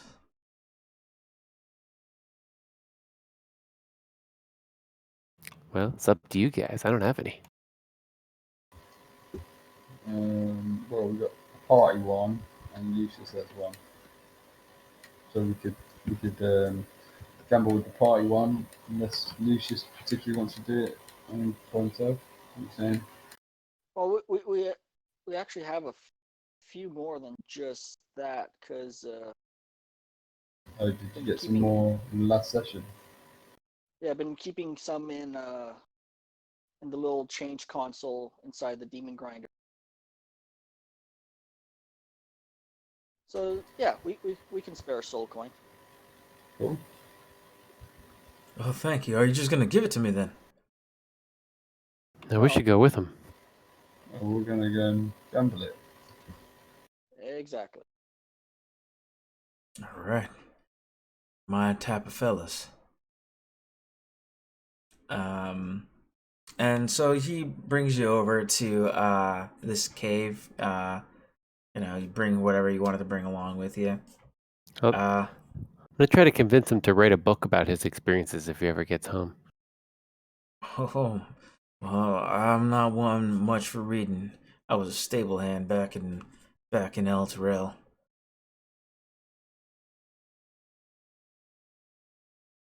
Just get a good name for a book about the Nine Hells. Well, I'll think about it. And he says, well, here we are. One of them is named Jezelnik, and the other one is named Sola. You see, one's an incubus and the other one's a succubus.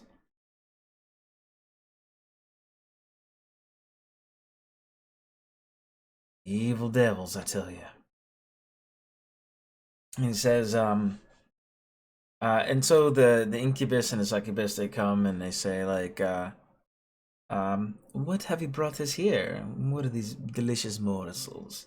And she looks over and sees Lucius the tiefling. She says, my, what large horns you have there.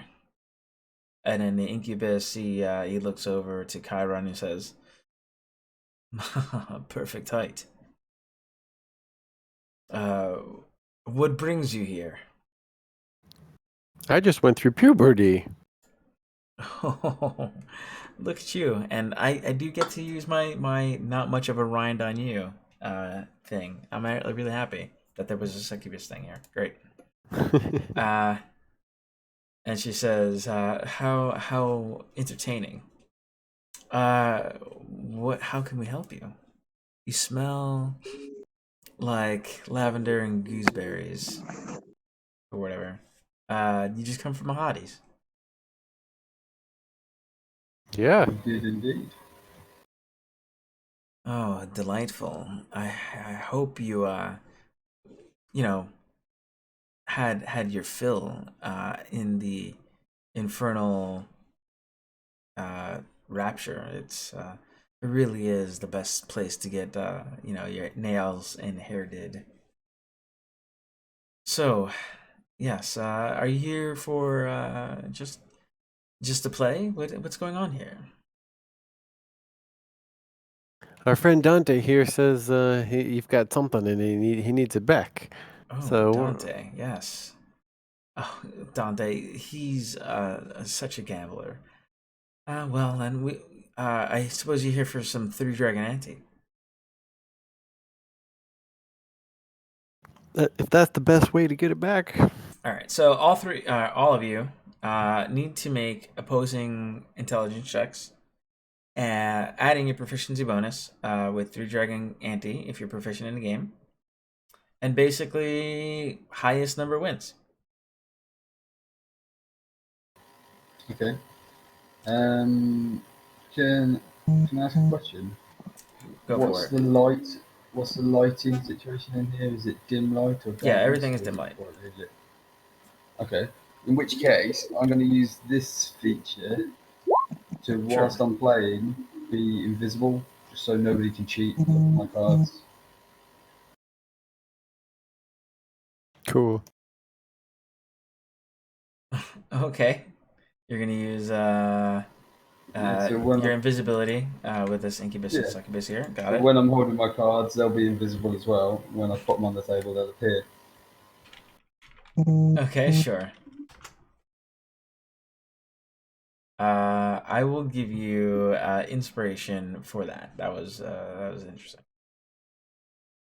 Although they're probably all devils anyway, and probably see invisible. Yes, for sure. Well, they're fiends for sure. An incubus and a succubus. They're certainly fiends, but not devils necessarily. All right, Kazakin's gonna jump in and Yeah, let's see. play. Boom. Yeah, it's gonna be whoever whoever gets it wins the pot. So I'm going to use my inspiration then straight away. and you need to have a coin to play. Oh, then Kazakin doesn't play. Unless somebody's loaning a coin. No, that's fine. I'll sit out. Kazakin plays with the cards, and then everyone glares at him, and he puts them down and backs away. Okay. Are you sure you don't want to borrow one from somebody? I mean, we need them for the vehicle and stuff. You know, you guys earn those coins. You don't spend them on me. Okay. So who is playing them for sure? Well, I was taking the coin out Lucius of will. the vehicle. Yeah. Okay. So Lucius is definitely playing. Pardon. Pile on, took one out of the vehicle as well. Great. And your NPC friends are not participating because that's I don't want you to lose your monies because of that. Great. So we'll get my intelligence. Here goes. For the incubus. Now for the succubus. Or rather, succubus, then incubus. And I'll see what I got. Okay. It looks like the succubus has won the game. She takes 2 soul coins from you.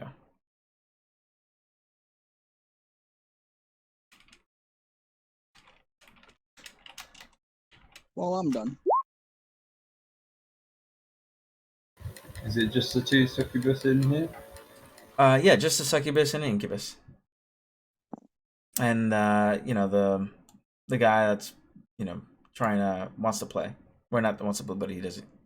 The one that's in service to them because he lost all his coins. Okay, I'm going to flip the table in a rage, call them cheats and attack. Okay, hold please. Let's move to one of these things. Alright. Oh, damn it. Succubus. Are you sure you want to attack? Sure. Yeah, I'm just such a bad loser.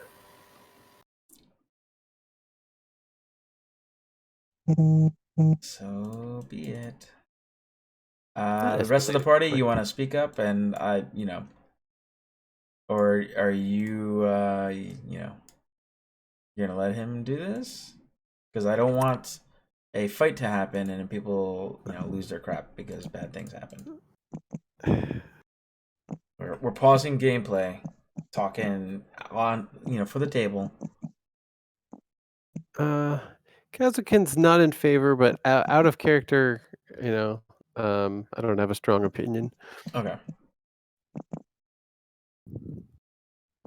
What, is there something that I would know that this isn't a good idea or not? I don't know. It's because if we're at my character thinks that by defeating these guys I'll be able to get the soul coins back, then he might try it. If it's like some kind of contract where there's no way you can get them back, then he probably won't. Playing again would be a way. Yeah, till you won. I mean, it seems like it's a good strategy to have as many players. Yeah. Oh, you know what? I could give. I still have an inspiration. I could give an inspiration to. They could roll with advantage. Yeah. You'd be able to do that for the next round if you'd like. Okay. I still sort of slam my fist on the table and clatter my drink against the wall and be raging a little bit. Again! I think it looks like Lucius has the best chance. Maybe I'll give Lucius inspiration. Yeah. I just don't know how many coins we've got exactly either, so I might have to just sit this one out. Lucius, Yes. how many coins you got? You have Uh, 2 fewer than you did before. I Yeah, believe we we end- have 2 more left.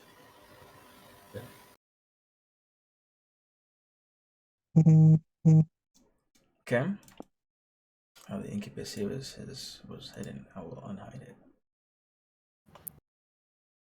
Our odds of winning are definitely better with more players per That is game, correct. Yeah. but Sure. doesn't go well. It's bad. What's your intelligence? Is it key? Oh, well, Kazakhans only get a -1, but Yeah, no, my intel's a +1. yeah. Okay, let's both enter then. Mine will be a straight roll. All right, so you're both in, right? So we're gonna take 2 out of the pot again, and now you're at 0 coins. Then I'll remove my inspiration. How do I do that? That's fine. Well, I'll clear this out later. It's not a big deal. There it is. I played it. Great. All right, so you have no more soul coins, and they'll say another round, and if you agree, then Lucius, you can go ahead and do your thing. You have advantage. Lucius, I'm sorry, Chiron, your straight roll. Yeah, I'm just seeing if there's anything sneaky I can do. Oh man, that was a rough roll. Okay, here we go. Oh.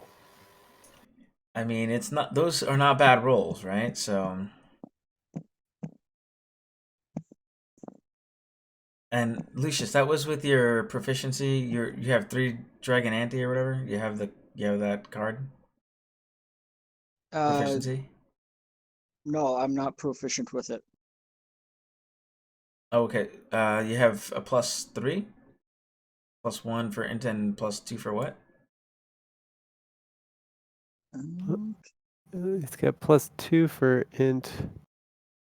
I think. I don't know. +1, I'm not Oh, sure. do you have like is this a save? No, that's not the save. Do you have a luck stone? No, it's a straight up roll. Let me take a look here. I haven't rolled yet, so just so you're aware. Stone of good luck would add. You have 8 rerolls remaining. You don't know the DC yet. Just so you're aware. Could you, if you have advantage and you reroll, you reroll both, or?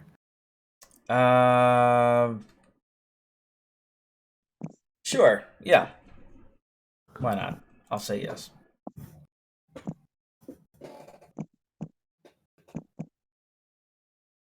If I'm doing it wrong, then somebody can yell at me. Go for it. I don't know.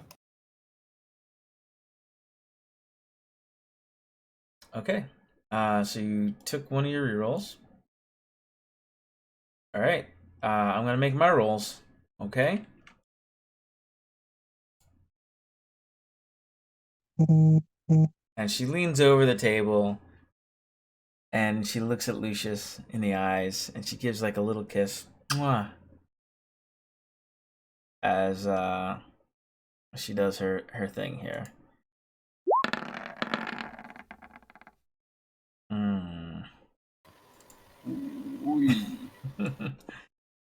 And Well, hopefully that's not with advantage.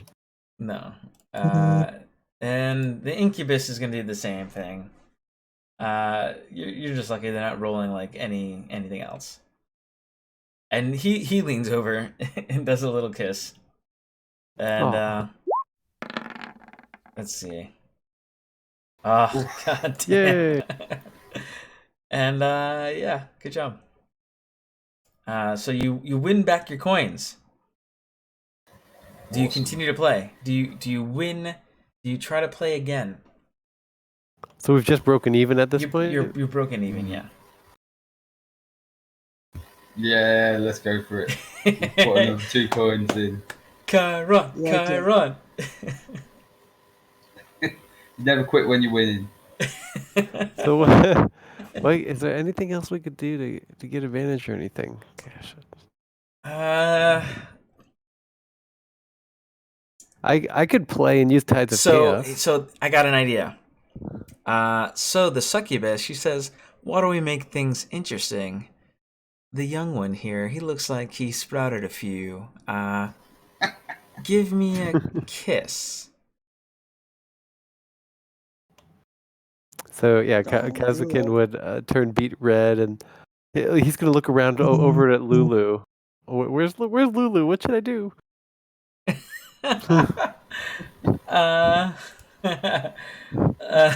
So Lulu, you know, she zips on in.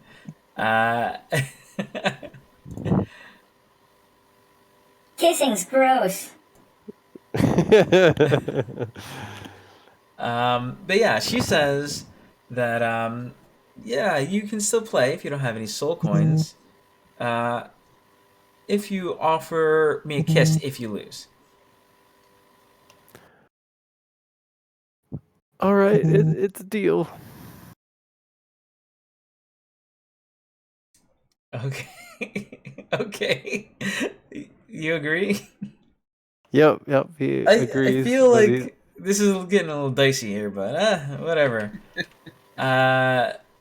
So she makes like little eyes at Kazakin, and you know, but she's looking at Lucius, and she says,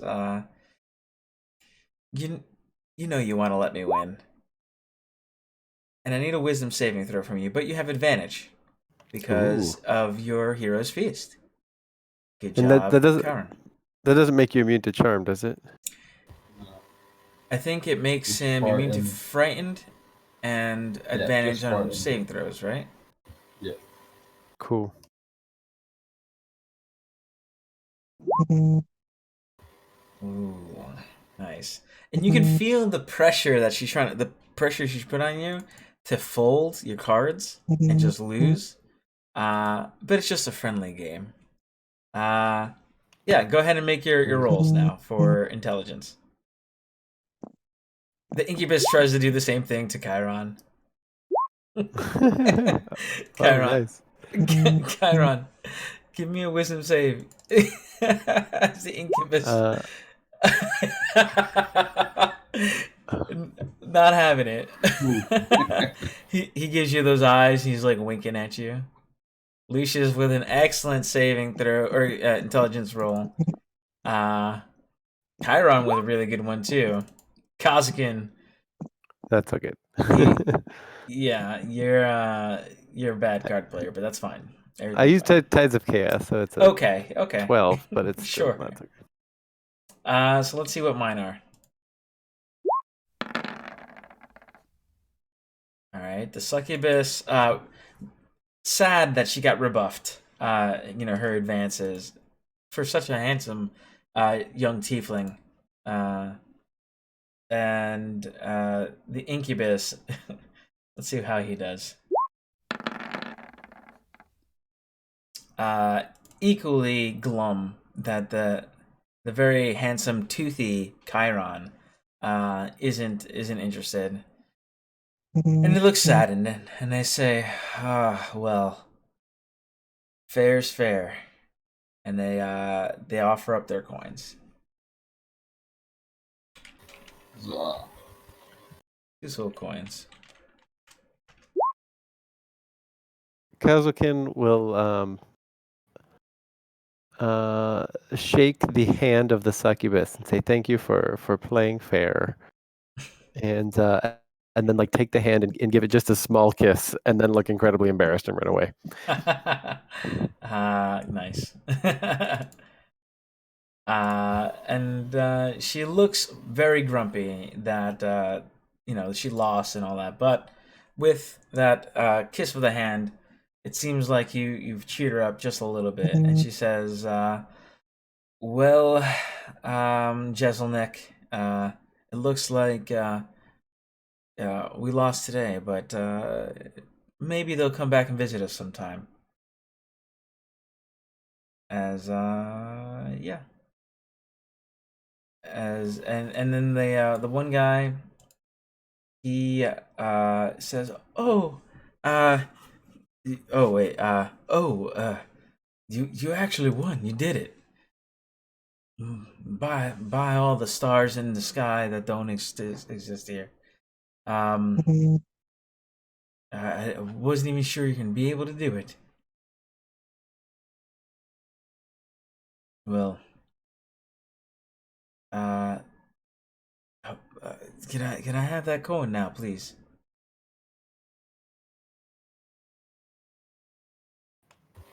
Hey, we wouldn't have even. No, mate. We lost. See you later.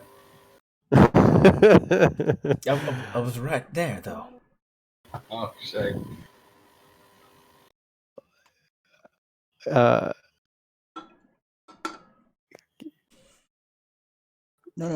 You don't Chiron understand. starts to walk off. We lost. Oh, for. I mean, a crit fail isn't a thing in this, but 14? Holy That's crap. very deceptive. Holy crap. Let's see how he feels about your lie that he just saw. Like, you can't lie to a guy you just saw. Yeah, deception's not gonna work on that. I'm sorry, it's impossible to deceive somebody who just saw you play. Intimidation, though. It's more like a sort of, no, we lost kind of intimidation thing. Okay, cool. Let's see how this works out.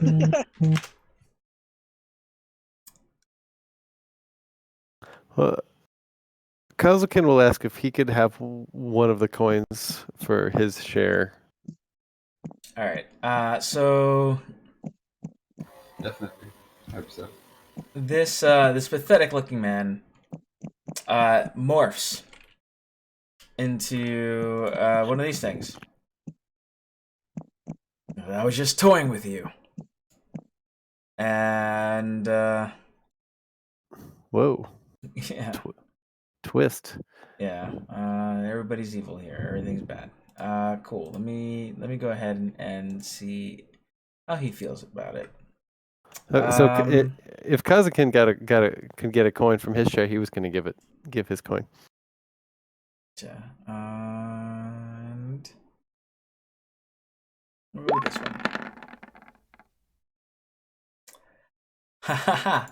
But Chiron bowing up on him with his pointy teeth, he says, "Ugh, not worth it.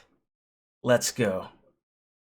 And he takes the incubus and a succubus with him to a back room, with just basically just a pile of pillows or whatever.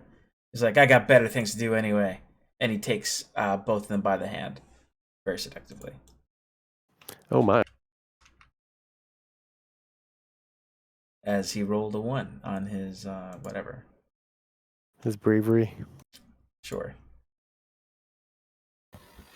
He had a 2. Good job, Chiron. Chiron, man, MVP for today. Hero's Feast, intimidating a Cambion, all kinds of stuff. And yeah, so I think that was pretty successful. Yeah, very cool.